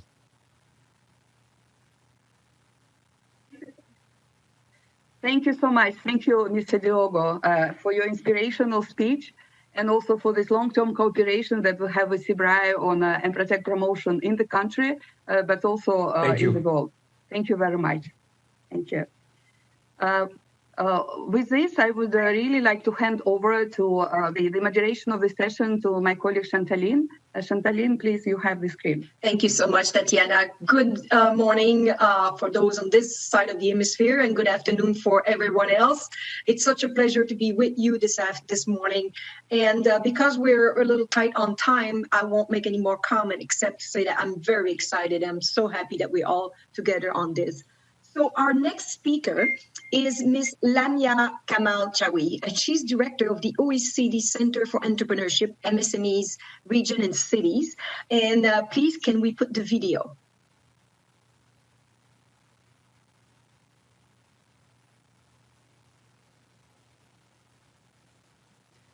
Ladies and gentlemen, we are celebrating this MSME Day at a very somber moment. COVID-19 has brought the most severe recession in almost a century.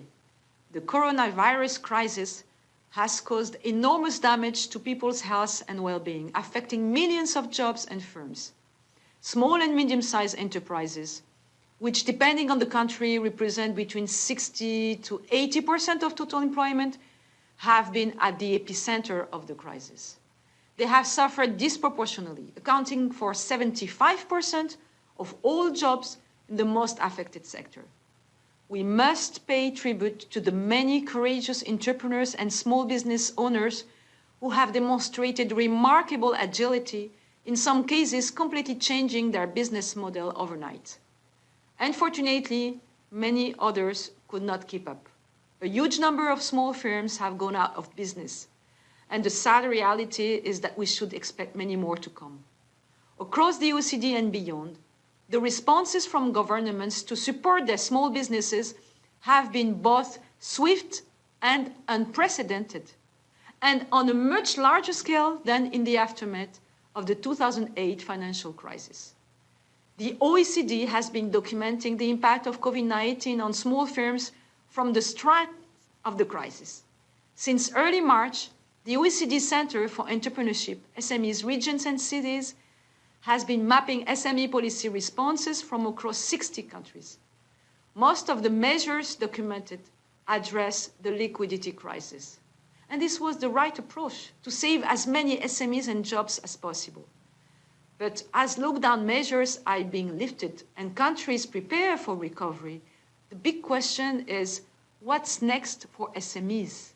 The challenges ahead are tremendous, so we will need to think outside of the proverbial box.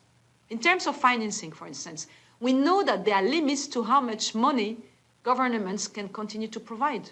Also, the risk of SMEs over-indebtedness is real. More innovation is needed. This means more equity instruments. This means mobilizing new actors in the financing landscape, more fintech solutions, and all these instruments exist already. We just need to leverage them better. Beyond finance, governments must accelerate improvements in regulations. They must invest in skills upgrading, help small firms adapt their business models and transition their operation to the digital world. SMEs need to emerge from the crisis digitally better equipped and with stronger workforce capabilities, fundamentally more resilient and on track to deliver the innovations which are so much in need around the globe today. Ladies and gentlemen, extraordinary policies are needed to walk the tightrope towards recovery.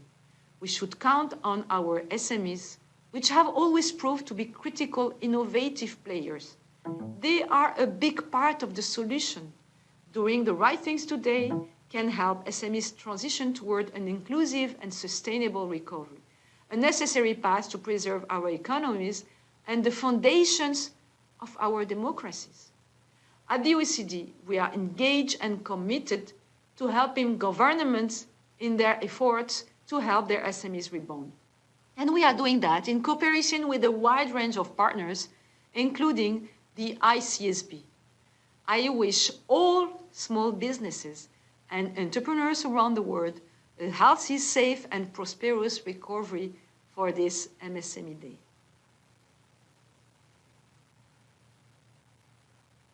Thank you so much. This was a great video. And as Ms. Kamal Chawi mentioned so aptly, we do need to skill upgrading and help our MSMEs transition towards digital, the digital economy, which has only been sped up following this COVID-19. And this is something that UNTAD is working with our e-trade, our e-readiness assessment to help MSMEs in developing countries be able to take advantage of e-commerce and the digital space. I would now like to give the floor to Mr. David Luke, is coordinator of the African Trade Policy Center at the ECA, the Economic Commission for Africa, another partner with whom we work closely. David, you have the floor. Yes, thank you, and good afternoon or good morning to everyone. Let me begin by extending best wishes on this MSME Day. Of course, we at the Economic Commission for Africa, we are delighted to participate in this event. Since the beginning of the COVID crisis, we have been very active in terms of strategizing early with African ministers of finance on how best to respond to the crisis. Also in terms of assessing the unforeseen macroeconomic impacts, in terms also of assessing debt management strategies, and also even coming up with recommendations to support the exit from lockdown strategies.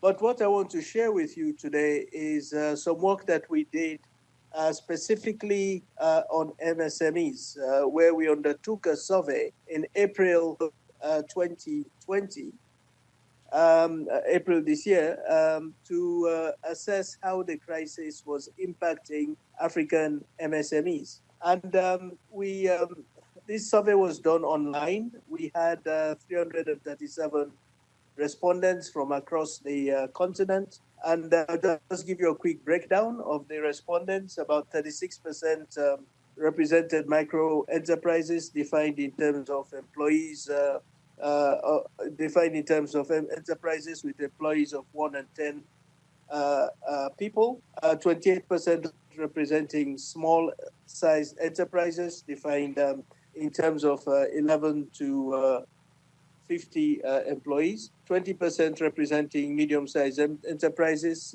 defined in terms of 51 to 250 employees, and 16% representing large-sized enterprises defined in terms of enterprises with over 250 employees. About 64% of the sample were concerned with enterprises dealing with services, and 36% concerned with enterprises dealing with goods. The result of this survey we have published in a report which is titled Insights on African Businesses' Reactions and Outlook to COVID-19. It's available on the ECA website. Let me now just highlight a few messages from the survey. Firstly, as you would expect, the survey confirmed that African businesses were being severely impacted by the COVID-19 crisis, with over 80% of the companies surveyed affirming that it had a direct impact on their turnover, and even the smallest firms suggesting that they have been hit the hardest. The survey also affirmed issues relating to difficulties with the lack of operational cash flow, difficulties in demand and disruption in supply chains, which were forcing companies either to close down or to reduce their businesses significantly. And of course, this impacted workers in terms of layoffs, furloughs, working remotely, and so on. It impacted trade in terms of businesses that relied on overseas suppliers and overseas markets, expressing challenges in accessing supplies or in accessing demand or in responding to demand from these markets.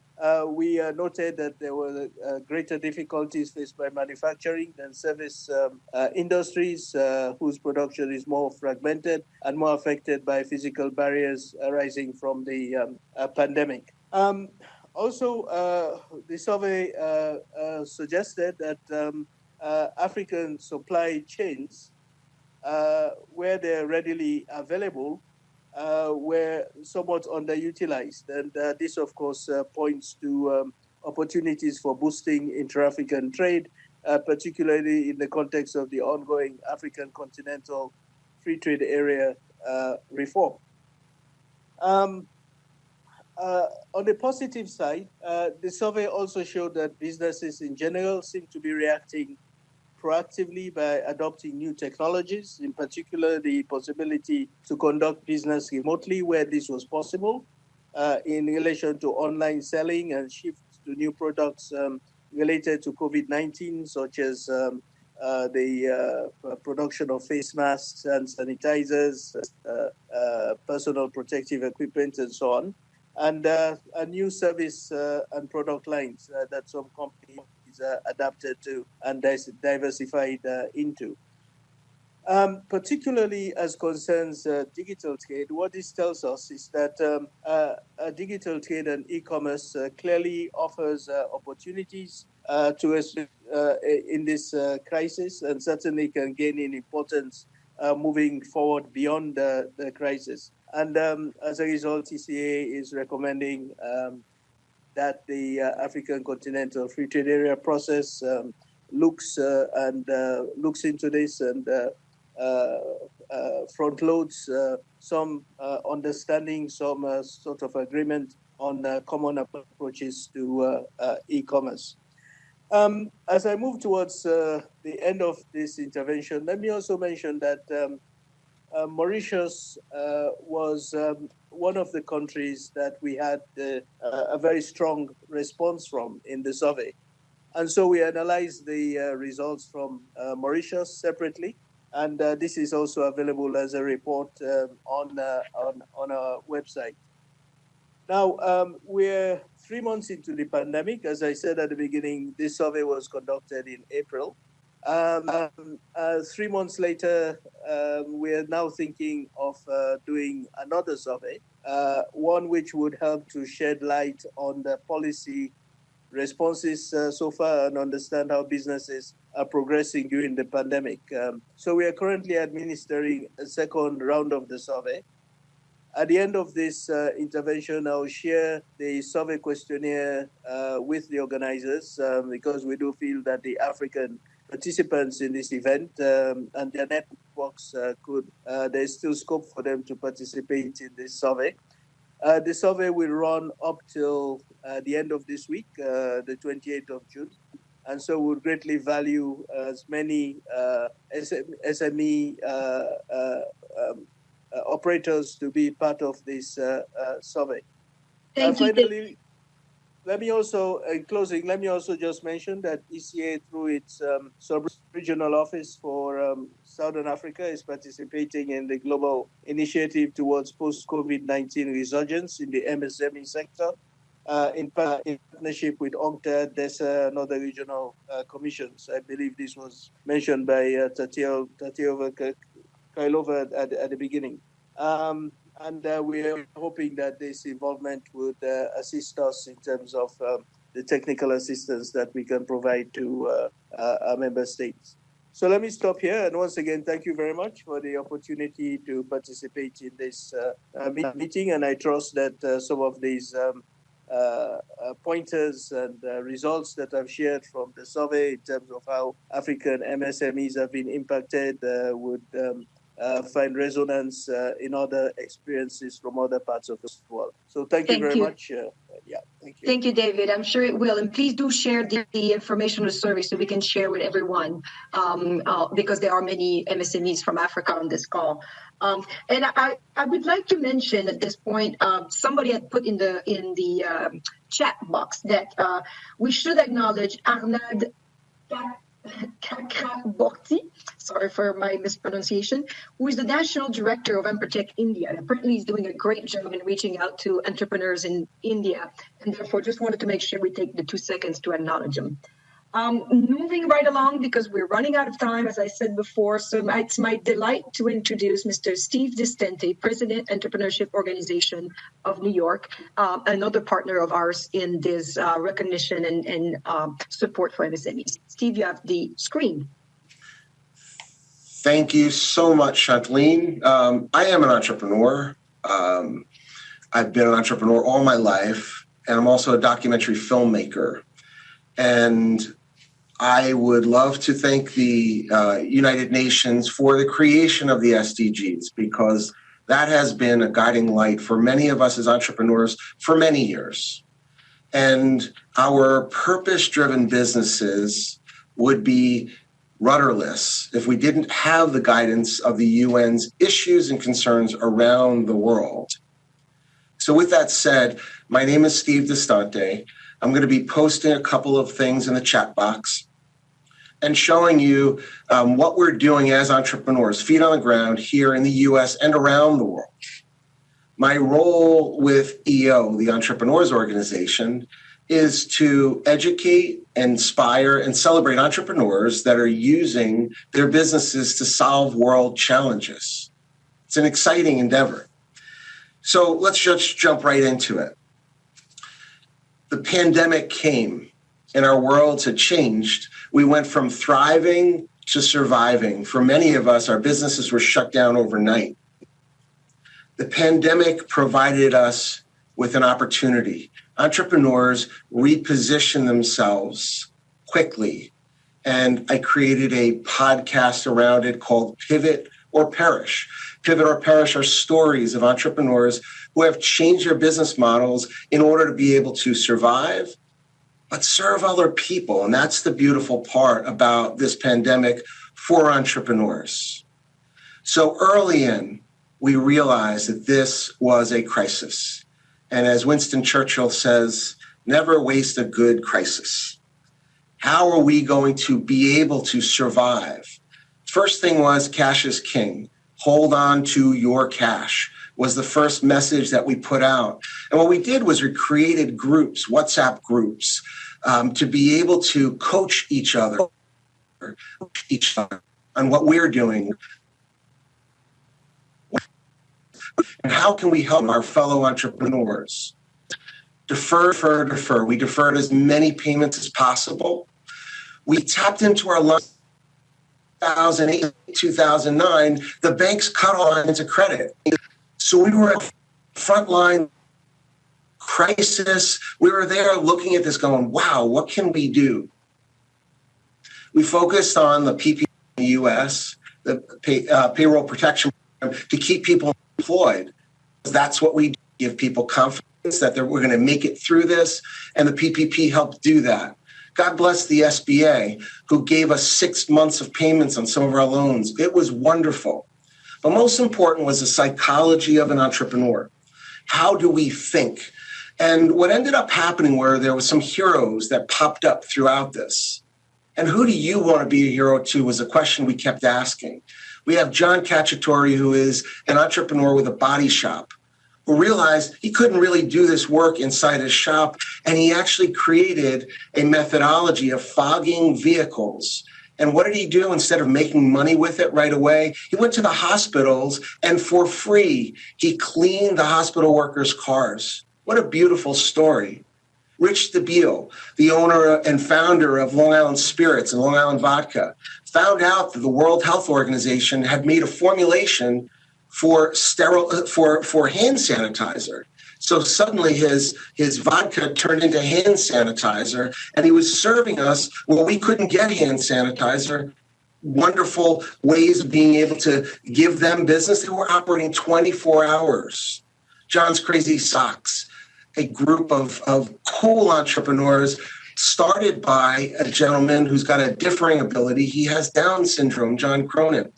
And they are now making face masks. Absolutely amazing.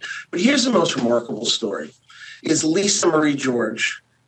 who cared for hundreds of children at the Ann Brower School, and instantly she was put out of business.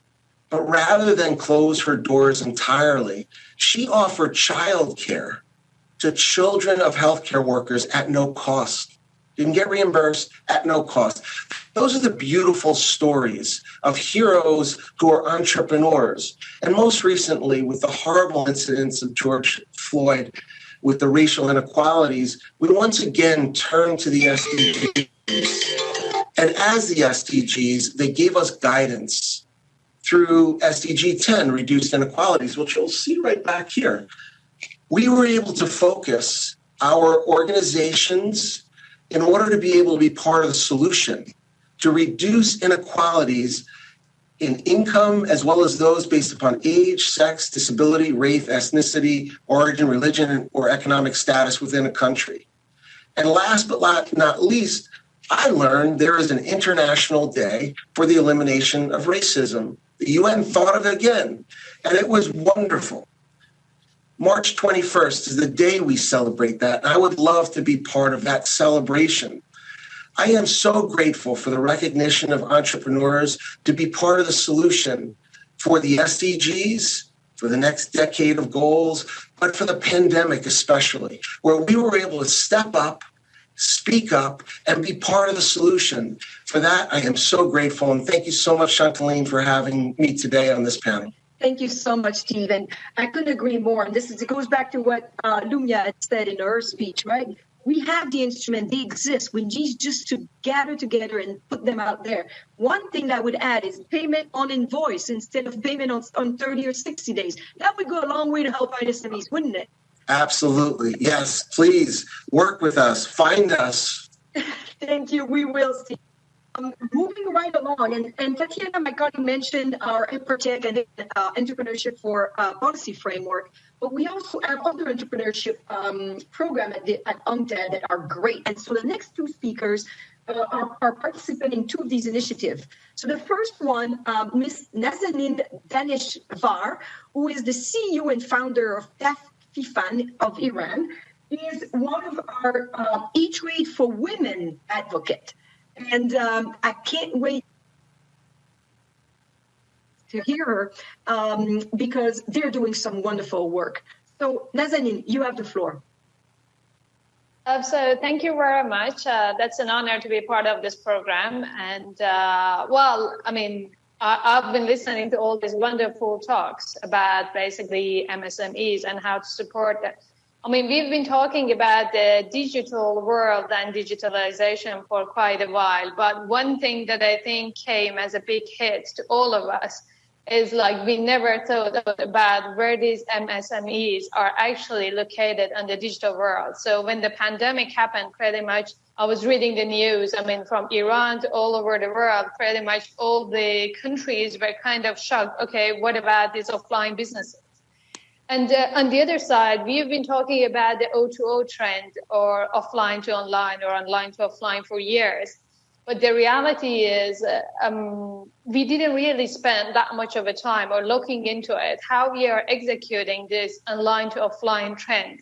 So bringing the offline businesses online and taking the online customers offline. Just some numbers, right now, the penetration rate of the internet all over the world is nearly 60%. But in reality, just 14% of the retail market is just happening online. And if you take the big companies aside from this number, I'm sure the percentage for the small businesses is pretty small. So that is kind of a shocking number. So it means the offline businesses are not online and they cannot survive it. And obviously, the governments cannot support them more. The financing is not a solution, as we discussed.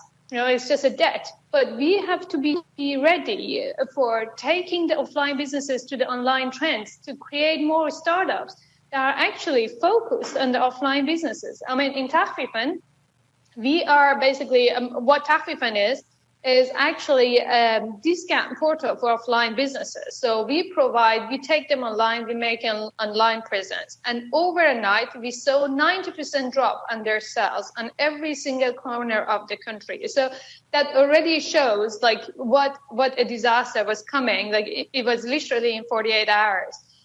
So one thing that actually the government took the initiative, they started crediting those businesses through us because we knew how much each business is working, how big they are, the revenue is, how many employees they have, etc.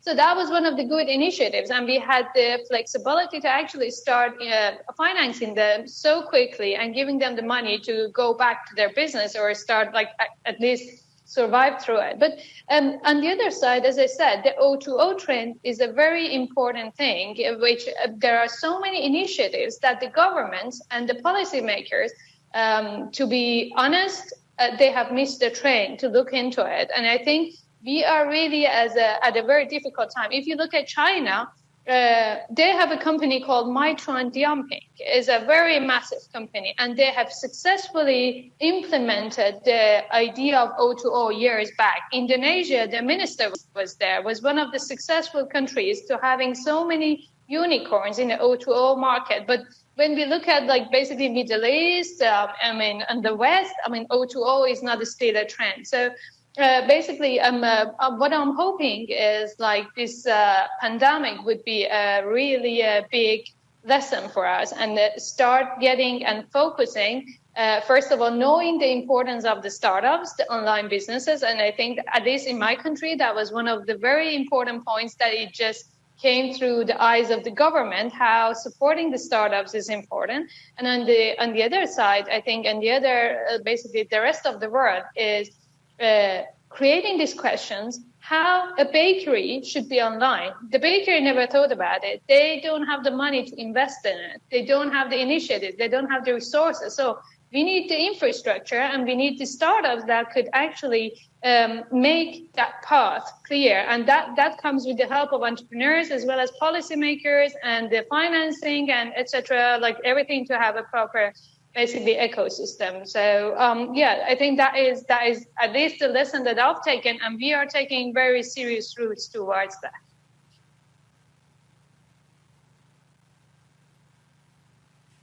Thank you so much. And indeed, this offline to online is very important. And this is something that we've identified. And as you know, there is an initiative at the UN to try to go from 50% of connection to 100% connection. Because with the acceleration of the digitalization of the economy, if we don't achieve that, developing country will not be able, and small medium enterprise won't be able. But thank you for all the work that you do in Iran. And now I'm excited to introduce our next speaker, because she's doing also bringing companies online and helping them in Africa. And so let me introduce Ms. Uju Uzo Ojinaka. She is the CEO of Traders of Africa, who's also called TUFA, and she is one of our e-founder from the e-founder initiative graduate. Uju, you have the floor.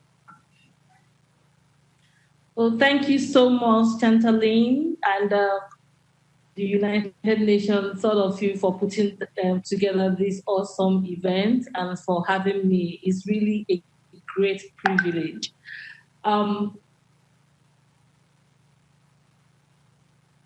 MSME event, because I am one. I run Traders of Africa, which is a Pan-African online marketplace for products grown, produced, or manufactured in Africa only. We are strictly a point of convergence. We've been called the Alibaba for Africa. We cannot overemphasize the impact of COVID-19 on MSMEs, especially the Africans. Okay, let me just give you a typical example. You know, when we listen to policymakers talk about how the MSME have helped the economy, to a typical entrepreneur, they just want to survive. So they're not looking at what the impact of what they are doing has to do with the economy. What is most important to all of us is that our business survives. because most of us are job creators. We have young people working with us. Most of the SDGs that the United Nations is all about, that's what we are all propagating. But then the most important thing for all of us is to survive. So you can imagine what has happened with this pandemic. A lot of companies have gone under. They can't come up. I appreciate, and we all appreciate, that through the United Nations and the various agencies, they've actually pushed a lot of African governments to do one or two things for various entrepreneurs, to build up their businesses and all that. But beyond money, beyond just giving us money, there are a lot of people who have actually lost hope. Where do you start? If you're dealing on perishables during the lockdown, your products are all perished. So what's the motivation to continue to do what you're doing? For us at Traders of Africa, even though we're just a point of convergence, there are great disruptions on the supply chain right now. And I do agree with Steve that just spoke. A lot of us would prefer to pay on invoice rather than various credits, because a lot of companies are defaulting on their credits. They default and they take a lot more time before they pay. So all these things are being very, they kind of make most of the entrepreneurs not to want to continue the business. But we all know, it's so cliche to say that the MSMEs are the bane of the economy, because we create the most jobs, we're the most agile. So for the economy to even grow out of this pandemic, we need us. So beyond just giving us just money, we need, the UNTAD and the Alibaba Group is doing exceptionally well with the eFounders Fellowship. And you take a few people and you train us on what we expect and what we need to do. But then we need to find a way to trickle this down, bring it down to more people, let more entrepreneurs have access to some of this mentorship that I've gotten. So how will I be able to impact this more to the people in my locality so that they'll be able to move on? The last speaker that spoke about, how the digital economy needs to come up.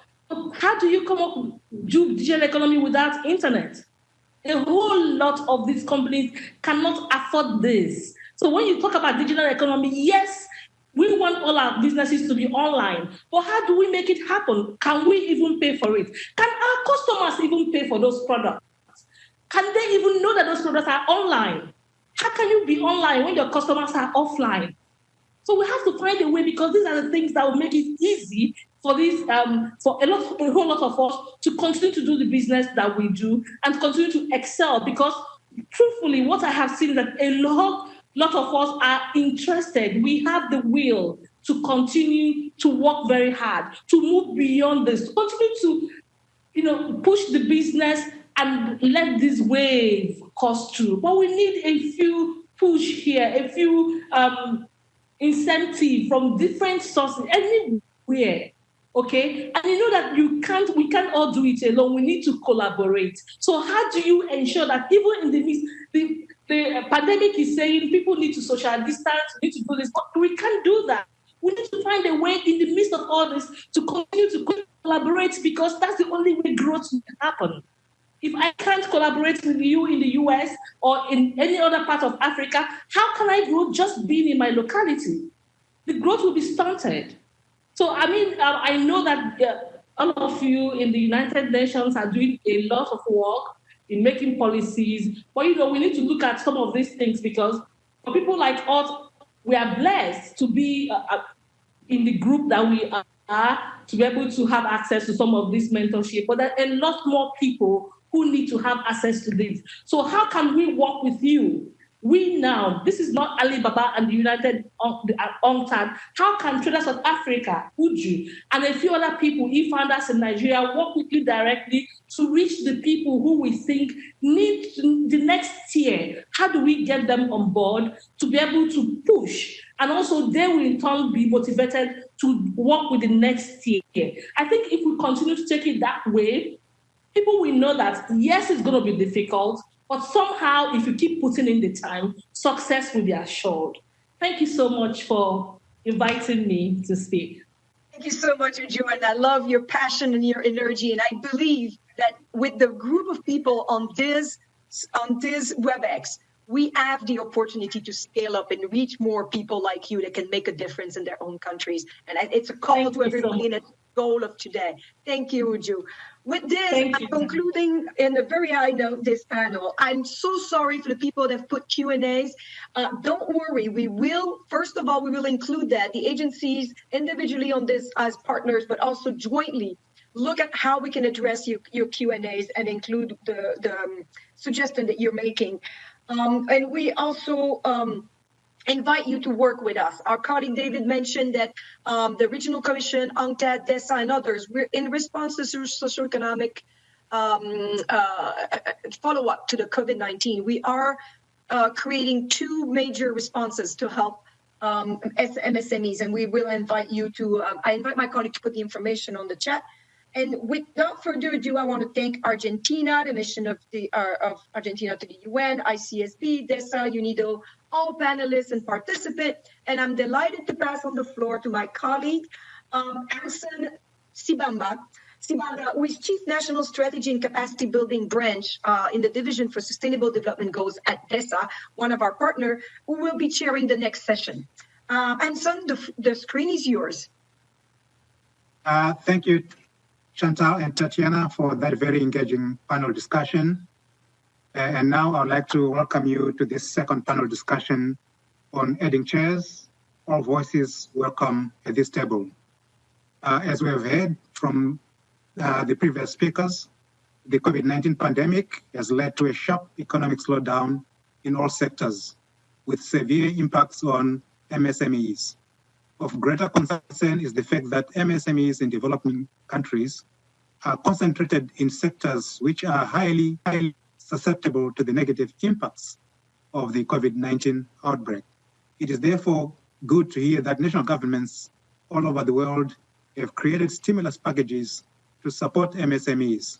Going forward, more sustained policy support would be needed to strengthen resilience of MSMEs in the recovery and rebuilding phases. We can only reimagine social and economic inclusion if we commit ourselves to adding chairs and welcoming all voices at the table. Such an inclusive approach would ensure that policy support and critical resources reach both formal and informal MSMEs, and that no one is left behind in the economic resurgence after COVID-19 outbreak. At this time of crisis, MSMEs, as enduring institutions for entrepreneurship, should not be ignored. MSMEs have already demonstrated their capacity of keeping the momentum of job creation in the face of the pandemic through localized supply chains, support of niche markets, and diversified business model. The exemplary work of SMEs would show them to be the first responder for rebuilding the world anew. SMEs need to be supported to bounce back better and improve their capacities to achieve the sustainable development goals. With those few words, we have our first video message from our speaker, Ms. Lesila Latayona, who is the Undersecretary in the Department of Trade and Industry, the Philippines.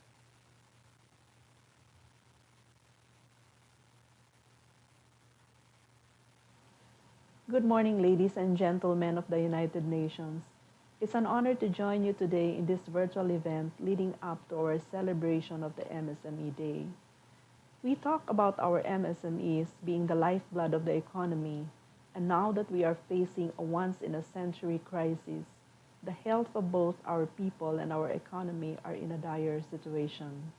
While we're seeing people getting sick and hospitalized, we are also seeing businesses downsizing or closing altogether. In the case of the Philippines, when community quarantines were imposed, around 26% of the MSMEs ceased operations, 52% went on partial operations, and only 22% remained in full operations. Thus, in March of 2020, the government acted fast to craft and approve a law to address the urgent need for swift and efficient measures to minimize the effects of the pandemic. To keep the businesses afloat while on lockdown, a moratorium on the payment of residential and commercial rents falling within the period of enhanced community quarantine was imposed without incurring interest, penalties, fees, and other charges. A 1 billion pesos enterprise rehabilitation financing facility was made available through the Small Business Corporation, which is an attached agency of the Department of Trade and Industry, and this is to support the financing requirements of the micro and small businesses affected by the economic impact of COVID-19.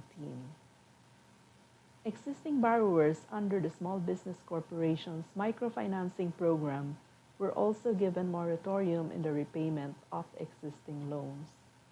Our Department of Agriculture provides a survival and recovery program for small farmers and fisher folks affected by community quarantine with 0% interest loan assistance so as to help ensure the availability of food supply. The Department of Trade and Industry now focuses on retooling and reskilling entrepreneurs who have been forced to close their businesses due to the pandemic. For this, we have a livelihood seeding program that provides online training as well as livelihood starter kits for micro enterprises. The national government is also providing a wage subsidy for affected employees of small businesses to help mitigate the impact of quarantine so that affected small businesses can retain their employees during the quarantine period. We also have a shared services facility project, fabrication laboratories, where we provide MSMEs with free machines and equipment to improve their competitiveness. And I am happy to share that our Fab Labs are now producing personal protective equipments or PPEs, ethyl alcohol, face shields, and aerosol boxes using digital fabrication machines such as the 3D printers, laser cutters, and others. SSFs, on the other hand, are producing face masks and face shields. Production of such items is being made to address the supply gap that the Philippines, like most countries, is experiencing at this time. At this time when people are forced to stay at home, we need to offer alternative modes of buying and selling basic needs and other necessities. Thus, we help MSMEs transform their business digitally. For this, we offer a series of free webinars where enablers across the entire e-commerce ecosystem provide their expertise and experiences on how to take advantage of the digital space. As nations relax quarantine measures, business will have to start opening up again and gain the opportunity to recover. It is going to be hard. For the brief period that they have temporarily ceased operations, they will have to return to the unpaid bills, wages, and other operating expenses. On top of that, consumers remain cautious while COVID-19 lurks. While we do recognize the grit and resilience of our entrepreneurs, they will need every single bit of available support. But as mentioned in the Philippines, we are dealing with COVID-19 through the bayanihan spirit or a sense of communal heroism that calls upon every member of the society to do their part in carrying the weight brought about by this pandemic. Our government sets the policy to provide all the programs earlier described. Businesses, big and small, are contributing to the recovery efforts by repositioning their enterprises to stay relevant through leveraging digital business solutions and innovating business models. NGOs continue to lend a hand in making sure marginalized sectors of society are receiving the support they need. The academe helps provide the brains, so to speak, behind the major decisions we're undertaking at a time of utter uncertainty. This whole of society approach through the Bayanihan model is something that we wish to share with everyone in the United Nations. In difficult times such as this, every single one of us is called to be a hero, to move forward, and to heal as one. Thank you, and I wish you all a fruitful day ahead.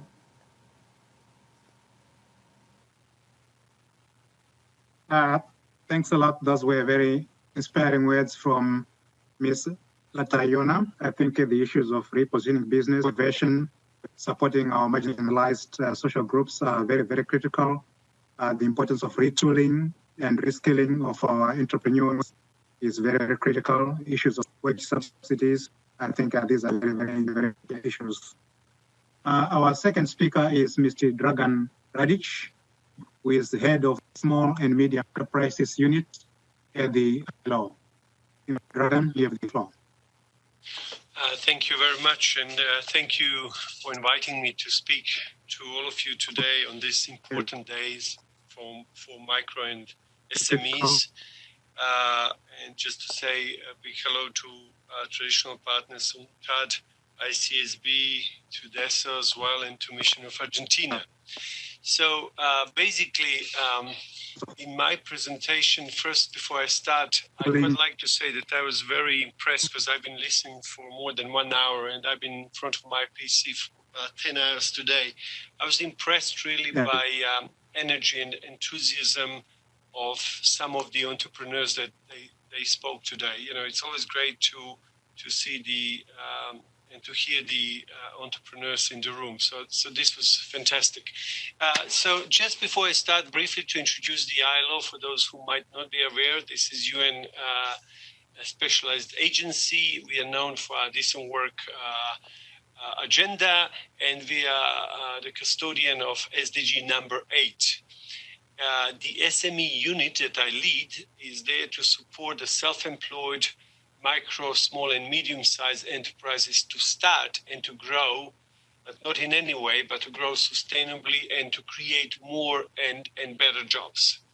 So when it comes to numbers, you know, everybody talks about numbers, how SMEs are important, and you hear various quotes, and that is true. You know, when you look at the contribution to GDP between 40 and 60%, in terms of employment numbers, what we did in last year, we really wanted to look at, in particular, micro enterprises and self-employed, and we went beyond and wanted to look at also informal economy, because most of the research previously, it was struggling a little bit with this angle. So when we actually combined all this based on the data from almost 100 countries, we actually discovered that, you know, 70% of total employment is actually to be found in small economic units. I'm talking here about self-employed, micro and small.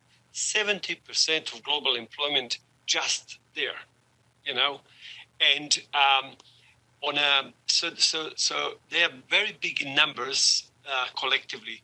But when you look at them individually, they are quite fragile, no? Because they struggle with productivity, with poor working conditions. I'm talking generally here, right? Poor management practices, problems with access to finance, access to skills, digitalization, and so on. And this is on a good day. But really, what happens when the day turns bad, like in the situation of COVID-19? So we conducted the global survey ourselves because we wanted to know what is going on. And we just didn't ask also what kind of problems the SMEs are facing, but also we wanted to know what we can do about that. So already then in April, 70% of SMEs were just about to close down or to close, either temporary or permanent. Major problems with cash flow crisis everywhere, disruption of supply chains, disruption on a demand side, cancellation of orders. So it was all bad news. And then basically what we've also seen, massive job losses. The ILO has estimated the reduction of working hours globally over 10%, which is equivalent to about 300 million job losses only in the second quarter. But in all that bad news, there were some success stories emerging, because at the end of the day, entrepreneurs are entrepreneurial, right? They find a way, and many did, how to actually turn this crisis into opportunities. And we can discuss some examples later on.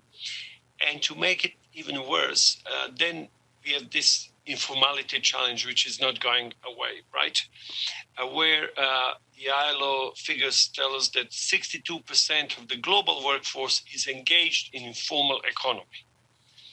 And then what we did just recently, we were worried about that, of course. So we looked at, in particular, the 7 sectors that are prone to COVID-19 closure, and then we looked at who is providing employment there, right?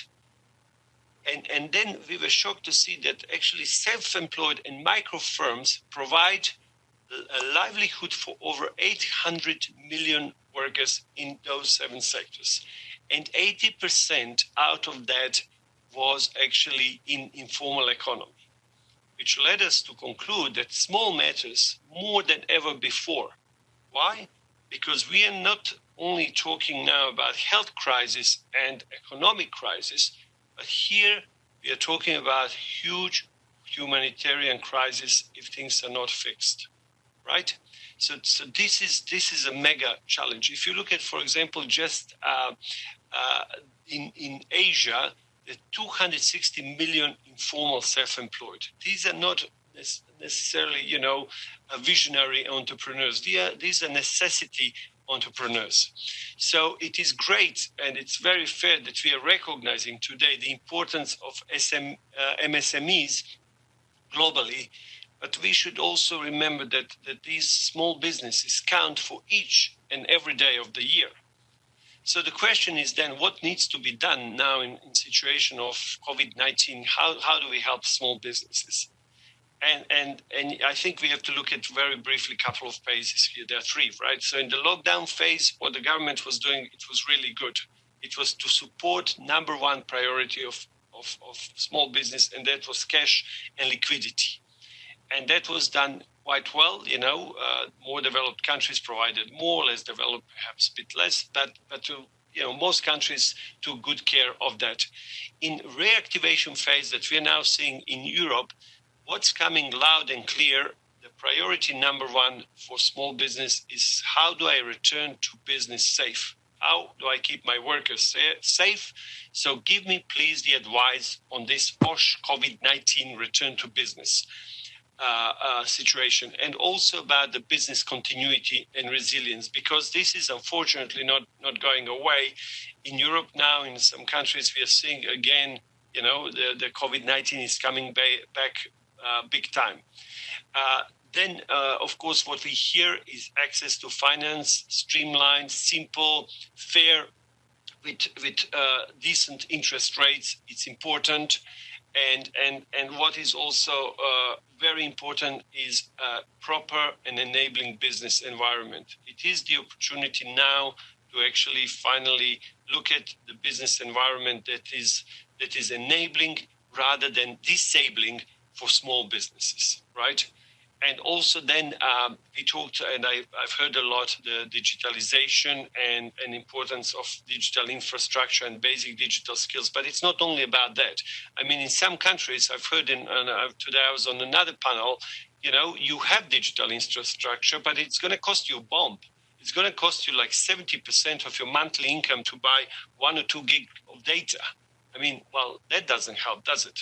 So, and then finally, in recovery phase, we're talking about big ticket items such as economic and structural transformation that needs to happen, investments in physical and digital infrastructure in order to put cash in hands to people and boost economic demand. And overall, this should be seen, as somebody said, Churchill, and I didn't hear that, never waste a good crisis. I like that. So this is exactly that. It should be seen as the opportunity to create now better environment, more sustainable, greener, and fairer society. And I'm concluding here, what else needs to change? I think we need to change, right? Our agencies, we need to change as well, because we have to think about a different way of doing business. We should be entrepreneurial as well. And in the ILO, we've adjusted already. You know, we are now going with digital offerings. We are tempering with the tools. We are creating different offerings to cater for demands of today. Also, new partnerships within UN agencies, genuine partnerships where we want to see more collaboration and less competition in the field. Partnerships with private sector, with NGOs. These partnerships are now needed. And finally, when it comes to private sector development projects, you know, what we've been seeing in the past, you know, lots of projects, but at a smaller scale, operating sometimes in the same country. I think what we need, it's a bigger private sector development approach to projects that is more flexible, demand-driven, and more scalable in order to drive the change forward. So this is me. Thank you very much for the opportunity again on behalf of the ILO.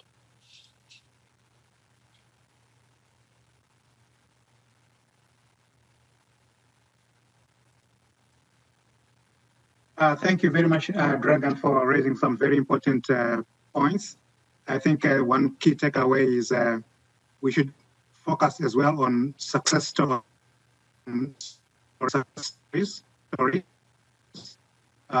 They've been able to turn this crisis into an opportunity. They've been able to crisis into the and that were critical during the COVID pandemic, like turning, you know, a whiskey factory into, you know,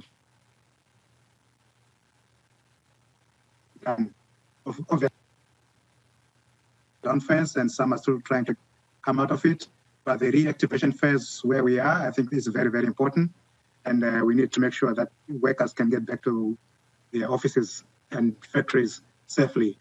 With that, our next speaker is Mr. Andrew Wilson, who is the permanent observer of the ICC to the United Nations. Andrew, you have the floor. Thank you very much, Emerson. Well, I'm going to deviate from the remarks I was advised to give. I want to pick up on the three phases that the speaker from the ILO very eloquently set out. Because I think there are interesting reference points for understanding what both that and in terms of into what is very, very clearly when any of the economic data, any of the statistics around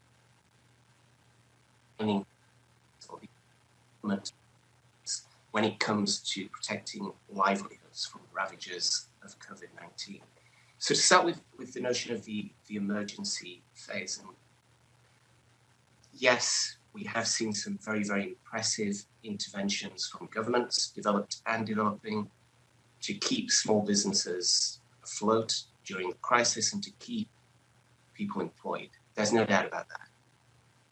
The one concern I have is that there's a risk that the international debate is getting a little bit ahead of itself. So we're starting to talk about rebooting the economy and building back better, which is great, and the optimism is certainly welcome. But I think we have to prepare and have to recognize that this situation, the deep economic recession we're seeing, is going to be with us for a long time, is going to be unpredictable in terms of economic reopening and then closing of the economies, as we've seen in China, for instance, recently. And if you look at the most recent projections from the International Monetary Fund, their World Economic Outlook, published yesterday, you see a very uncertain economic environment, not just through this year, but actually moving into 2021. And to us, that calls for two things. In developed countries, governments need to be ready to throw out the fiscal rulebook and continue to provide fiscal stimulus where it's needed to protect SMEs. And to our mind, there is no moral hazard in this. This is an unprecedented crisis with SMEs inevitably underprepared for the artificial turning off of demand within the global economy. And even what we're seeing is even when economies reopen or stay open, in the case of Sweden, demand remains suppressed by fear of the virus. So there's going to be a need for continued stimulus. Then on the developing country fund, the situation is much the same, if not more, even more so important. And to us, that speaks to the need for international cooperation to ensure that developing and least developed country governments have the fiscal capacity not only to protect their citizens against the virus, so public health measures, but also to intervene where they need to support SMEs, small businesses, and also displaced workers. And for us, that makes a very crystal clear business case, a very clear case from the real economy for greater international support, such as through the issuance of new SDRs from the IMF, and potentially, in cases of need, for a much broader package of sovereign debt relief to be agreed by the G20. And when I say broader, I mean both in terms of the countries covered compared to the agreement agreed by G20 finance ministers in April, but also broader in terms of the scope of the relief, the tenor of the relief, not just 6 months, but I think we're looking at ultimately 2 years based on the IMF projections and all of the data we've seen from our national chapters throughout the world. And let me just be clear to developed economies, if there are any in the audience today, there is a very clear domestic business case for doing that when you think of the imperative of unclogging supply chains, which have been badly affected in a number of sectors, but also the imperative actually restoring a semblance of demand in markets that developed economies have come to rely relatively heavily on over the last 20 years. To move very quickly to the reboot phase, or the reopening of the economy phase, I think uncertainty reigns. And one thing I just wanted to point to is that we have a global campaign called Save Our SMEs, SLS, as part of which we are providing a number of tools to businesses in terms of business continuity planning, but also in terms of return to work procedures, family-friendly policies, which we've developed in collaboration with UNICEF. And we will continue to do so. And if anyone in the audience today would like us to see ICC develop new products in other areas, we are very, very happy and very ready to respond to that demand. But ultimately, we will run through great uncertainty as the virus continues to spread. And on that note, and again, making a very clear business case from the real economy, from SMEs, there's an absolute imperative that we see sufficient international cooperation and sufficient finance from advanced economy governments to ensure that there is equitable access to COVID-19 tests, treatments, and ultimately, most importantly, in terms of resolving this crisis, a COVID-19 vaccine. And if we see what I would call a sicken thy neighbor approach towards access to a future vaccine, it is not just SMEs and businesses at large in developing economies that will suffer. It is business throughout the world. A country may be able to insulate its own citizens from the virus by way of a COVID-19 vaccine, but the economic effects, the global economic effects, and the local economic effects of the virus will continue to be felt by the domestic businesses if the virus continues to spread in markets that are important in providing supply, and most crucially, in markets that are very, very important in terms of export demand. So there is an absolute global imperative, and it's not just a moral case, it's a business case, and it is vitally important for SMEs in developed and developing economies alike, and governments absolutely have to heed that call and understand that there is an economic logic in global solidarity. Very, very quickly, in terms of the future Build Back Better or a resilient rebuild, I think we've heard many of the key points already. Clearly, digitization has a key role to play. And I think, certainly from our perspective, as we've walked through this crisis with businesses throughout our network, it's very clear that the pandemic has exposed severe fragilities in our economic system today. And I think we have to think of how do we build resilience? And clearly part of that is SME digitization. And if there are barriers, how do we address them? Right? If international cooperation and international assistance is needed, then how do we scale that up to the degree necessary? Just one element I wanted to touch on very, very quickly, because I think it's often missed in the discussion around digitization, is there's always a nexus between digitization and the real economy when it comes to merchandise trade. And I think in that regard, we have to pay particular attention coming out of the crisis to trade facilitation reform settlement. How do you expedite safely and effectively the cross-border trade in international goods? And I think this is an area that requires absolute focus. We've seen issues already through the crisis in a number of areas. And I think coming out, if we want to achieve a resilient economy, it is absolutely imperative that trade facilitation is the cornerstone of that agenda, and any reforms implemented will ultimately have the greatest benefit for SMEs. So thank you very much on that. And again, thank you to all of the hosts of today's event.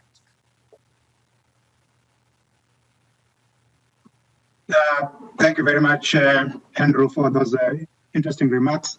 I think it's very important that yesterday we did get some very sobering news from the IMF that this is a crisis like no other, and the global economy is likely to grow at about 4.9%. And I think this will last for a long period of time, as you rightly say, and we need, I think, to think about that.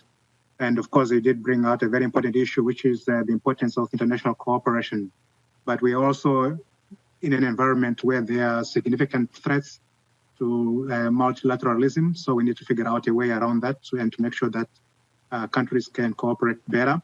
And you rightly point out that, yes, you might have a vaccine in your country, but if that vaccine does not become a global product that is shared by all, the economic effects of the virus will likely continue. So how do we build resilience better? I think it's important that we continue to close the digital divide between countries as well as within countries. With those remarks, I'll now turn to Ms. Ivy Apia, who is the owner of Tiwajo Limited in Ghana. Ms. Ivy, you have the floor. My name is Ivy Apia, the CEO of Tiwajo Industries Limited. We are into the production of natural cosmetics from cocoa, shea butter, and other oils. During the pandemic, I was afraid for my staff. I was afraid for the export markets we had, and also getting products and packaging from outside, those that we source from abroad. We were able to overcome these challenges in 3 ways. For our staff, we're able to provide them with PPEs, and we're able to monitor their health and also provide transportation in and out of the factory for them. With our export markets, we had to increase our presence on the local market. In doing this, we had some shops we were already supplying to. We increased those shops, the sales in those shops. We also found new markets that we could sell through. And also with the packages we're importing, we had to look for them locally. Although it took us some time, it finally worked. And also we're able to solve these challenges with our team of biochemists. We're able to formulate new products to help fight the pandemic. And these new products were sanitizers, alcohol wraps, alcohol wipes, so that we could sell through the market. These kept us going throughout the pandemic. We're also able to overcome that through a training we had with a program called WACOM, which is a program supported by UNIDO and sponsored by the European Union. This program went a long way to help a team of cosmetic manufacturers sit together and talk about how we could overcome challenges and even unforeseen ones. And it went a long way to help us overcome our challenges as a team. For now, I can say that we are even stronger than before. And as a company and as an SME, I think we are ready to help other SMEs to also overcome the challenges the pandemic has brought. Thank you. Our next speaker is Mr. Rene Van Beckel, who is the UNIDO representative in India. Mr. Rene, you have the floor.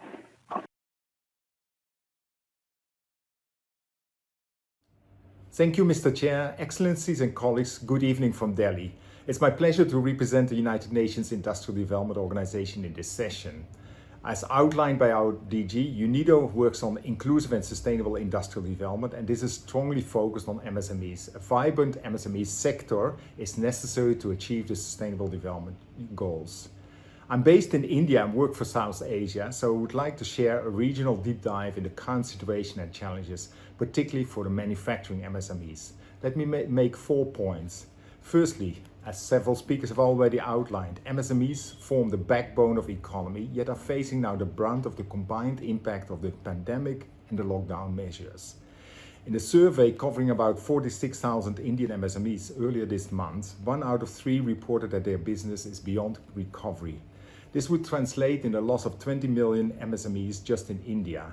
This would upend the income and livelihood of a multiple, maybe 50 to 100 million workers and entrepreneurs.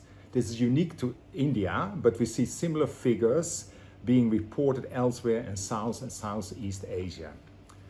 Secondly, the most immediate and tangible impact has been the erosion of working capital. Yes, this largely reflects deeper challenges, particularly unprecedented uncertainty in markets and societies, plummeted customer demand and order cancellations, reverse labor migration, decayed inventories and machinery, and disrupted supply chains. The lockdown uprooted the business scenario overnight. With the exception of critical sectors, sales dropped to close to zero for most enterprises. In the absence of sales income and with costs for labor, rent, loans, etc. continuing, businesses very quickly ate away their scarce capital. MSME require immediate cash to pay for essential inputs as raw materials, energy and labor to restart business. However, this only makes business sense when there is a real and immediate prospect to sell, which requires the re-emergence of market demand across the different sectors, B2B, B2C, B2G. Market demand is the only engine for economic recovery, and cash flow is necessary to restart this engine, and an emerging credit can be the ignition spark. Thirdly, the pandemic and lockdown lay bare pre-existing structural weaknesses observed in the MSME segment. These firstly then aggravated the impacts of the current crisis, but also compromised the ability to recover and possibly build back better. To get MSME started, UNIDO and its partners in India fast-tracked the development and launch of a knowledge platform online, building back MSME business from crisis, the b3cmsme.org. This provides guidance to MSMEs to restart, recover, and revitalize business. It provides a roadmap that is basically a pathway towards recovery. It starts with planning to recovery, what makes still sense to do, what should businesses maybe refrain from because it's not immediately feasible. Then the second phase is ready the workplace. We make it so that the disease does not spread with distance measures, with disinfection and so on, but also take care that machinery after 2 or 3 months standing idle is safe to operate again. The third phase is then restart for recovery. So this is basically debottleneck the issues which are there with operations, workforce, supplies and sales. The fourth phase would be a revise for growth, which is looking at the core business competencies and how can they be utilized for different areas. We've already seen textile businesses going to make PPEs and other 3D printing companies going to make parts for ventilators and medical equipment. The fifth stage is then to future-proof, and this deals with the business continuity and better preparedness. Crisis equals danger and opportunity, so we would also like to emphasize that this is an opportunity to strengthen business areas in terms of enterprises, financing, customers, manpower, operations, supply chain, and occupational health and safety. I encourage you to visit, explore, and use b3cmsme.org. The fourth point is that the present is already different from pre-COVID situation, as many digital solutions have emerged very rapidly. We've probably seen more digitization in the last 3 to 4 months than we saw in the last 3 to 4 years. We expect a future of manufacturing systems that will be more digitized, more circular, and more resilient. Resilience focus may lead to what we could say as global value chains 2.0. These will be related to the disentangling of the physical manufacturing systems and also the reconnect of innovation of product design and manufacturing operations. There could be a shift of focus from export processing zones to integrated innovation and manufacturing centers or clusters that are embedded and coexistent with cities. in the kind of sustainable manufacturing hubs. COVID is with us and will stay with us as an unwanted partner for business and society. We cannot afford to wait and sit it out.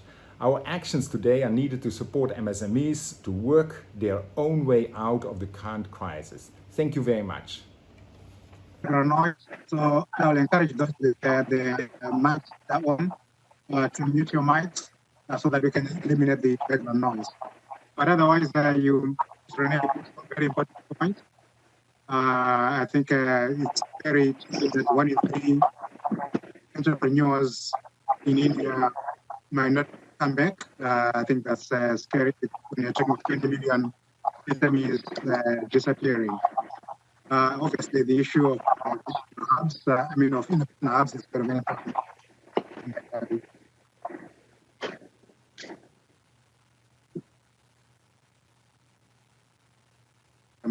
In a more systematic way to make sure when workers go back to the office or to any factory, a healthy environment, and we need to make sure that we can provide future businesses with better protection mechanisms as well.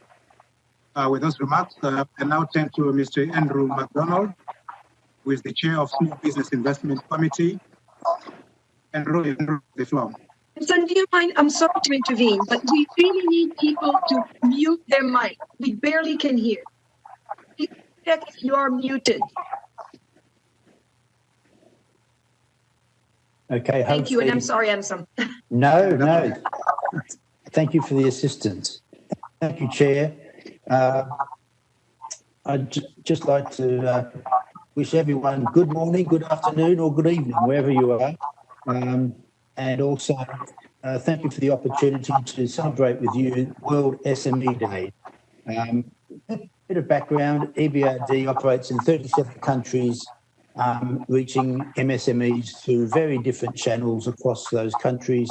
Last year, we financed 1.5 billion, which was supplemented by 2,500 advisory projects across those countries. And as my role as the chair of the investment committee, I get to see all these at first hand. And picking up a little bit on what Renee was saying, I'm actually going to give the COVID crisis a wide berth. I'm not going to talk about it.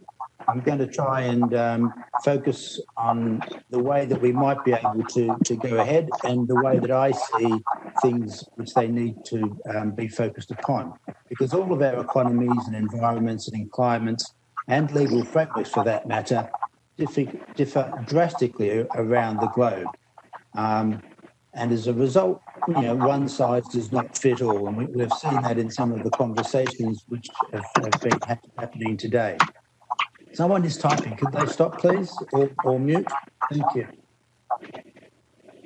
However, there are some fundamental aspects and building blocks which do exist in varying forms that provide for what I believe are foundations for recovery and to promote growth and competitiveness for all small businesses. And as we've heard from many people, vibrant MSEs are needed globally to support all infrastructure that is needed for the recovery of every country. So some of these building blocks is access to know-how, which business advice programs play a significant role in providing tools, training and expertise to MSMEs. These can be delivered via the provision of international advisory services or local-based consultancies. However, where these elements are missing or unaffordable, programs need to be developed to train local professionals to assist them in developing these.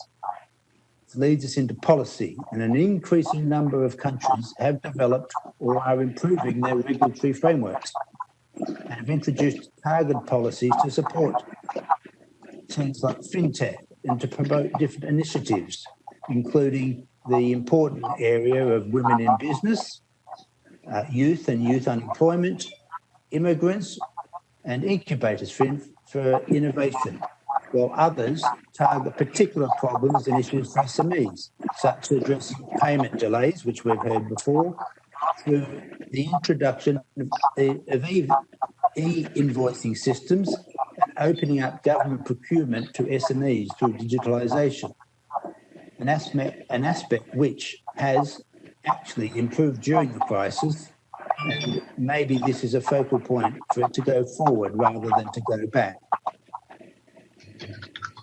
But access to finance is not equal, is it? While the general private debt provided by banking sector has risen over the recent decades in more developed countries, SMEs still traditionally look to private sources of capital. As with bank finance, this has tended to be too short in tenor to support growth or too heavily reliant on providing tangible security. Hopefully, as the crisis unfolds, there will be an opportunity for expansion in alternative financing instruments such as factoring, leasing and hire purchase. And before the crisis, this was starting to merge. Crowdfunding may play a more important role going forward. Whoever is typing, could they please stop or put themselves on mute? In more developed countries, we're seeing that the national agencies and governments have to take on the burden, and this has been more highlighted in the crisis. But much needs to be done going forward, and this, as some other speakers have commented on, falls also not only to the governments but to RFIs such as World Bank, IFC, EBRD, OECD and the Icsb, who cooperate with the relevant host governments in many countries to develop these frameworks. This work is still very much work in progress. So I'm going to cut it off here. With all the background noise, it's quite distracting. But in concluding, I would say providing money is a great start, but does not resolve the issues facing MSMEs if we want them to be the powerhouses of our economies and of the recovery. There is no one silver bullet for the solution. It requires a combination of the factors I've discussed above, and these will vary from country to country and from time to time. And as COVID demonstrates, but at least we know what the ingredients are. Developing each recipe is up to the individual chefs and is a challenge that requires continued and improved coordination and cooperation from a cast of characters, both public and private. Thank you.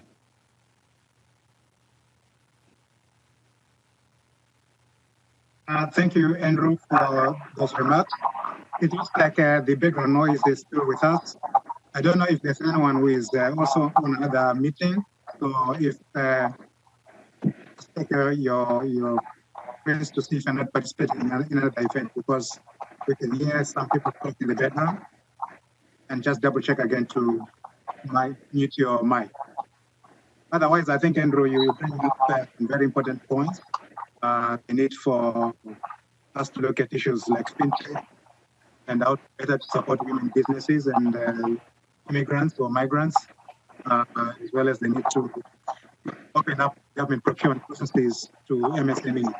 I think these are very important policy initiatives. And of course, big challenges will traditional banks ever really lend money to MSMEs, especially when many of them are not registered. So the issue of registering MSMEs is a very important issue that we need to address if they actually affected. With those, I now invite the next speaker, Mr. Erin Michael Gill. I think we have a video, and Erin is from Genesis.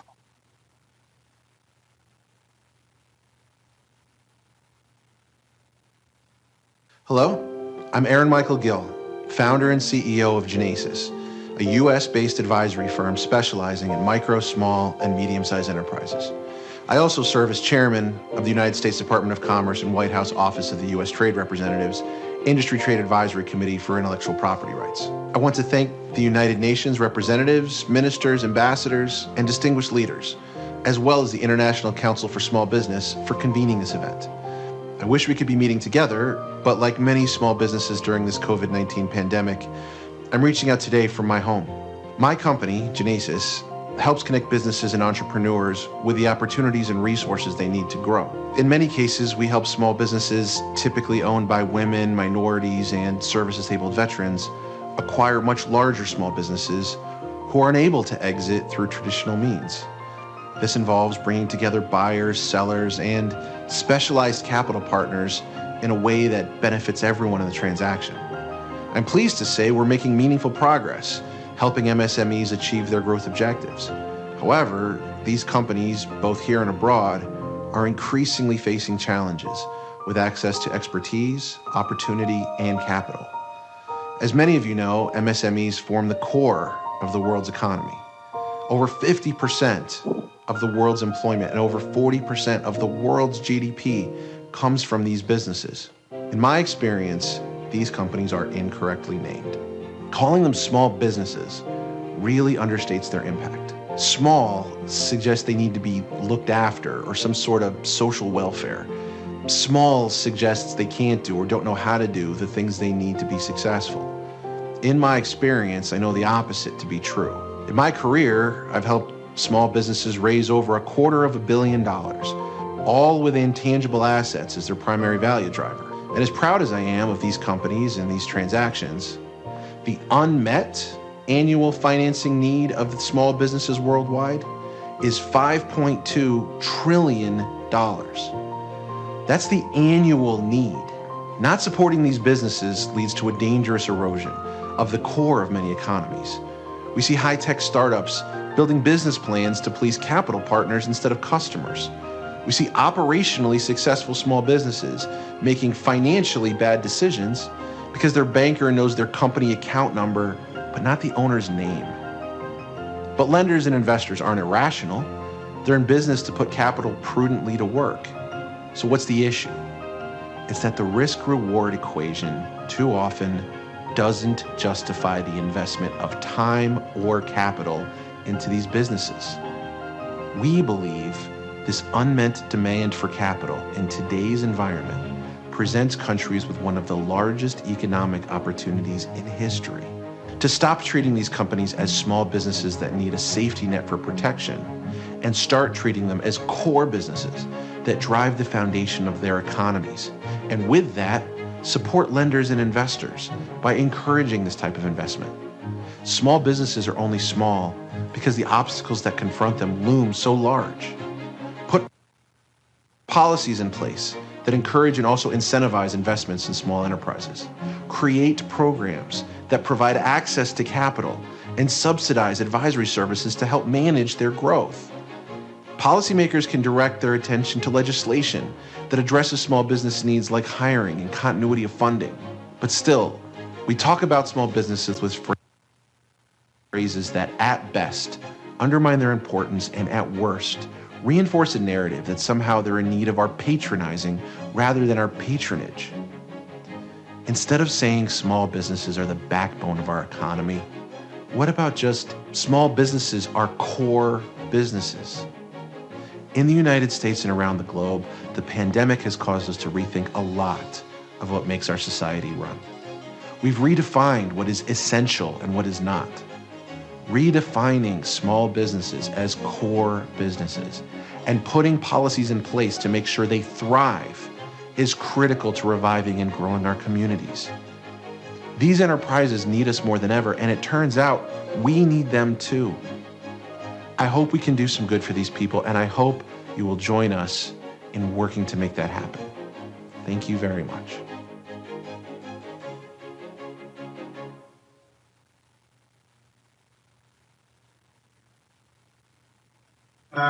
I think we have all received some challenge from Erin.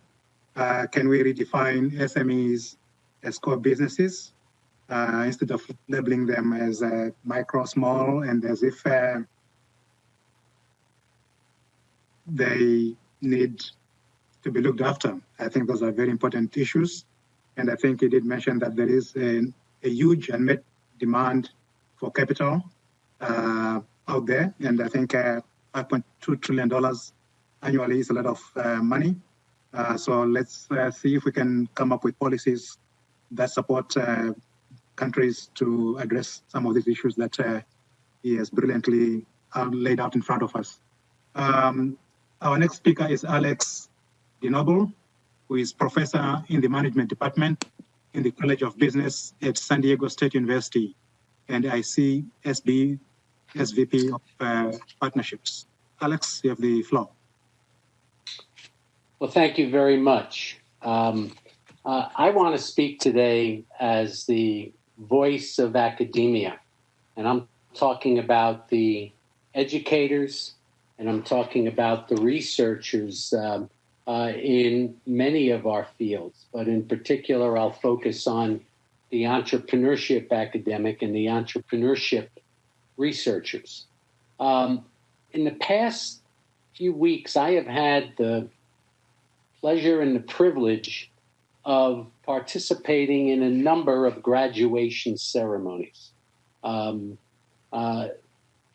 this has been a year in my 37 years as an academic professor. I've never seen a graduation like we're experiencing this year. These students are full of hope, but they know and we know that they're facing daunting challenges.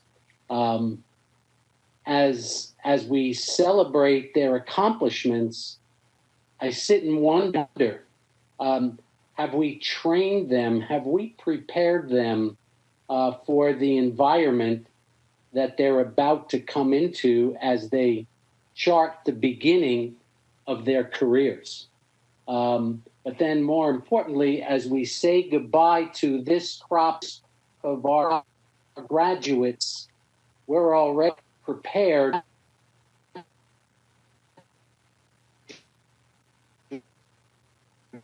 university freshmen. And I'm talking about your kids. I'm talking about your grandchildren. And they're coming to our education institutions, and we have a major responsibility because I'm listening to the discussions today, and rightfully so, we need to pay attention to the plight of today's micro, small, medium-sized enterprises. But in my role as an academic, we're looking at the next generation. And how are we going to evolve in our teaching practices, our educational approaches, and our research that is going to intensify our efforts to better prepare the next generation. As we define new curriculum and approaches to course delivery, whether it's virtual or for many of us, we've been teaching for years face-to-face. And we know the value of that human connection. But at the same time, the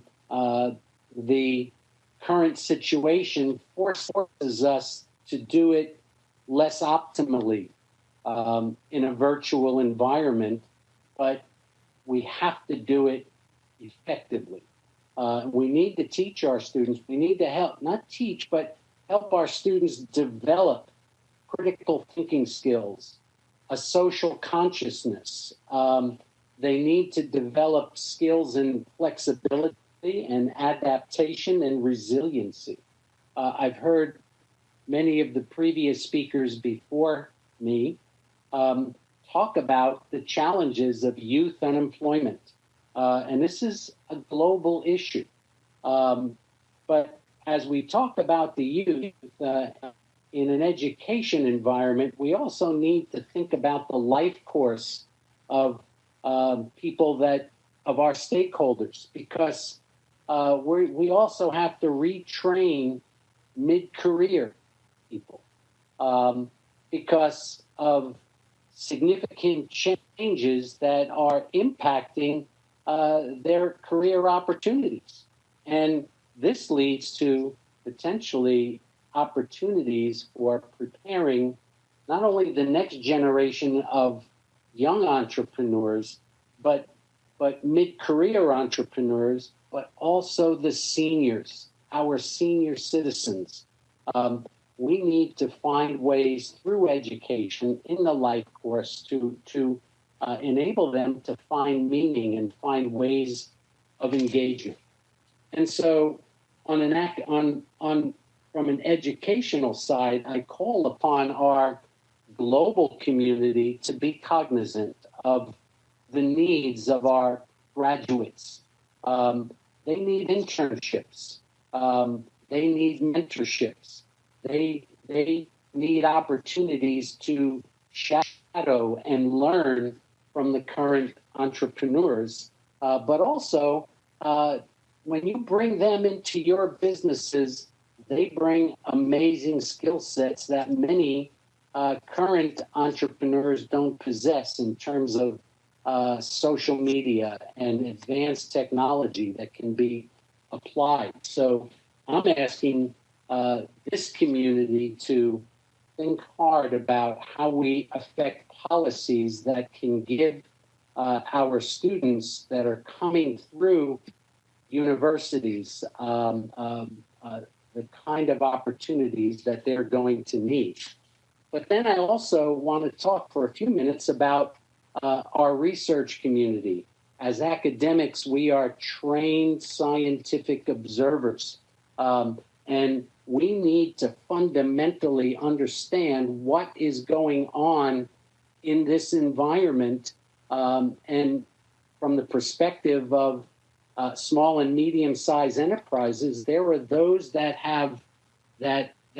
are not faring well in a current and in a post-COVID environment, and there are others that have significantly made adaptations. We need to fundamentally understand the kinds of business models that are evolving, not only with technology, but in terms of adapting to social change. We need to deepen our understanding. I mean, we talk a lot about Industry 4.0 and the advances in technology. But what I really want to try to underscore, and I think the audience that I'm speaking to fundamentally understands the role of the human in human-machine interactions, which define the activities of Industry 4.0, we need to make sure that the human is at the core of current and future business model designs. We must continue to study the impacts to ensure that this is the case. And so I call upon our community. I mean, and I heard an eloquent talk by our speaker from the ILO, who has collected amazing data. We need to share that data with our research communities so that we can offer our intellect and our advice. We need to provide. We need these communities to help us as researchers to gain access to the entrepreneurs in the micro, small, and medium-sized enterprises that we seek to understand, so that we can offer our intellect to be able to develop. And finally, we need to have the forum for the voice of the academic community. Yes, we have our conferences and we speak to one another, but we need to have an expanded voice and an expanded seat at the table so that the academic entrepreneur can offer what we've learned and how we interpret it in ways that can be value add to this global situation. So I ask that you respect and you consider the voice of the academic community. Thank you. Thank you very much, Professor Andrew. I think you also have challenged us in many ways. Obviously, I think it was the Wall Street Journal a couple of weeks ago that had a very interesting article that schools have closed, and what did we learn? Did students really succeed after schools turned to digital learning or e-learning? And their summary was it was a failure. So as you welcome new students on campus and as you continue to deliver your new curricula to students, you did pose the right questions. How can we deliver it better and be more impactful? And I think the same applies to MSMEs. These digital technologies might be out there, but are they effective in addressing the needs of SMEs? I think those are very, very important. And I think as the theme of this panel is, we need to make sure that we listen to all the voices, and having researchers on board, I think is a very, very important element. And I think what you have raised is very, very critical. And we hope to continue engaging with the business community to expand your reach. We cannot formulate policies without your inputs. Thank you very much for your remarks. Thank you. And then the last speaker that I have on the panel is by Ms. Ngozi Bell, and she is with the partner Trans-Sahara Investment Corporation, and it's a video.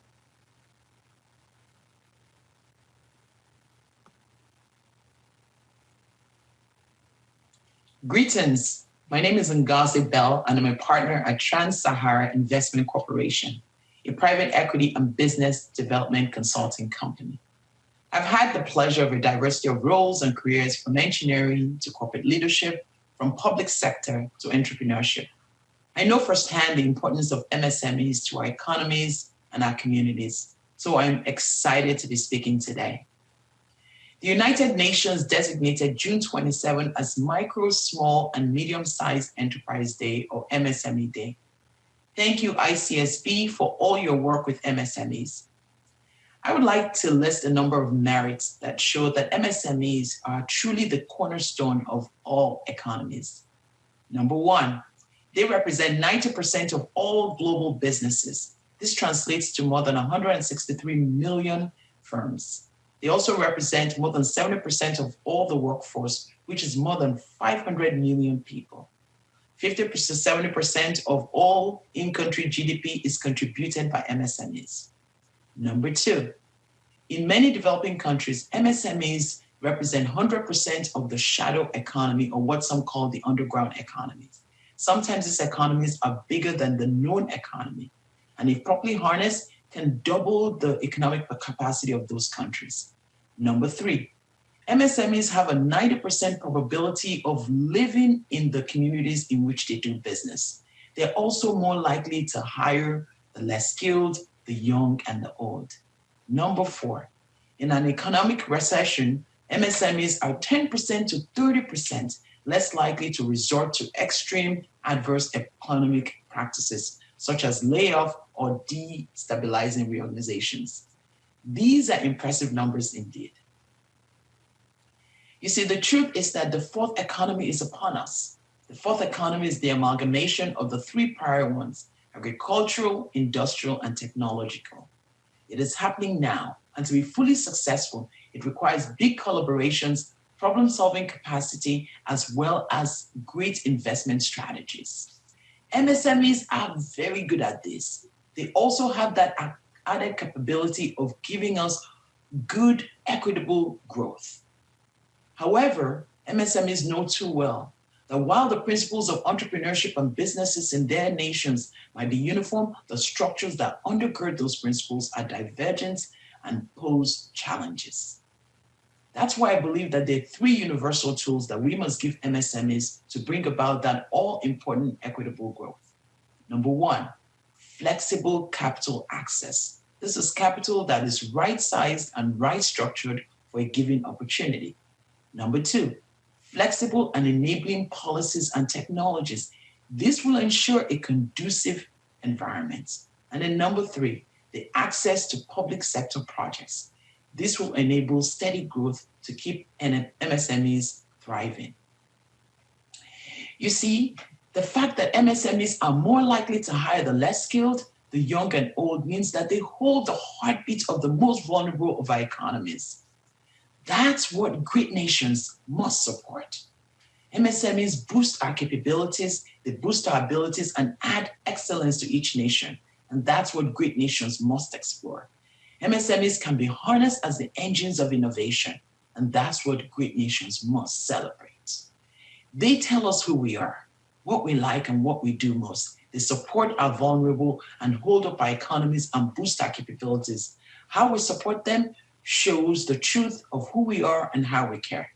MSMEs have the reach and the significant impact to hold a mirror to a nation's character, its conscience, and its heart. To support MSMEs is really to support ourselves because they carry the hearts of our nations with them. So, happy MSME Day. Thank you, ICSB. Thank you to United Nations. And thank you to the more than 163 million MSMEs that keep our economies going. Thank you so much.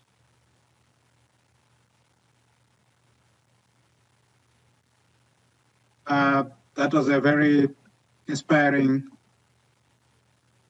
presentation from Ngozi. I think the three elements that she underscores: flexible capital access, flexible policies and technology, and access to public sector projects. I think if those three elements or those three universal tools are availed to SMEs, I think the impact will be tremendous. And of course, she rightly says, MSMEs tell us who we are. They are there to support the most vulnerable. They are there to employ the most vulnerable. They provide livelihoods to some of the most disadvantaged and vulnerable members of society. And I think a message is very appropriate on SME Day. With those few remarks, I think I know we are running out of time. I'll yield the floor to Andrew.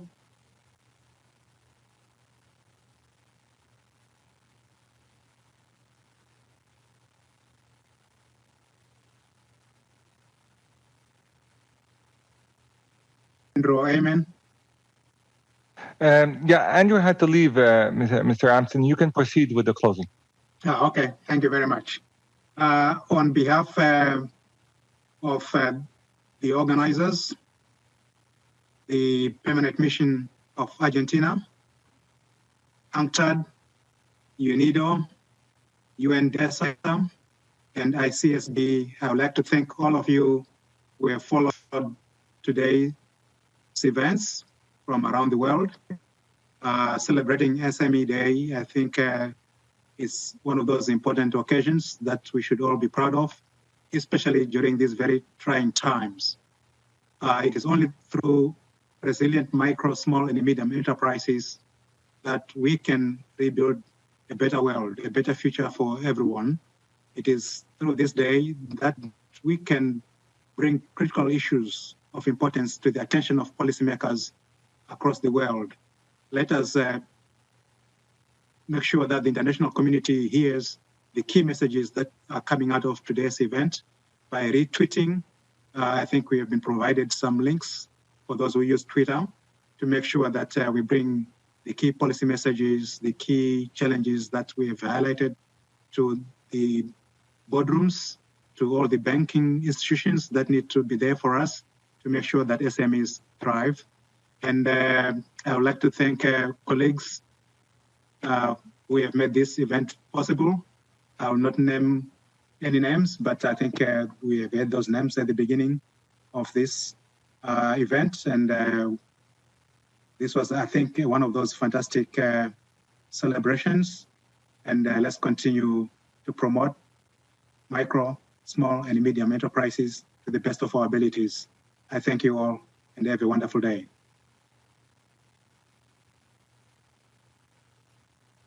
Thank you very much, and thank you very much for doing an excellent session here. Now we come to the concluding session or the closing session here. It will be moderated by ICSB.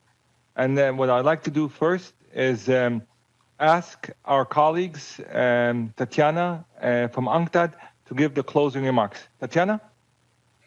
Thank you, Ayman.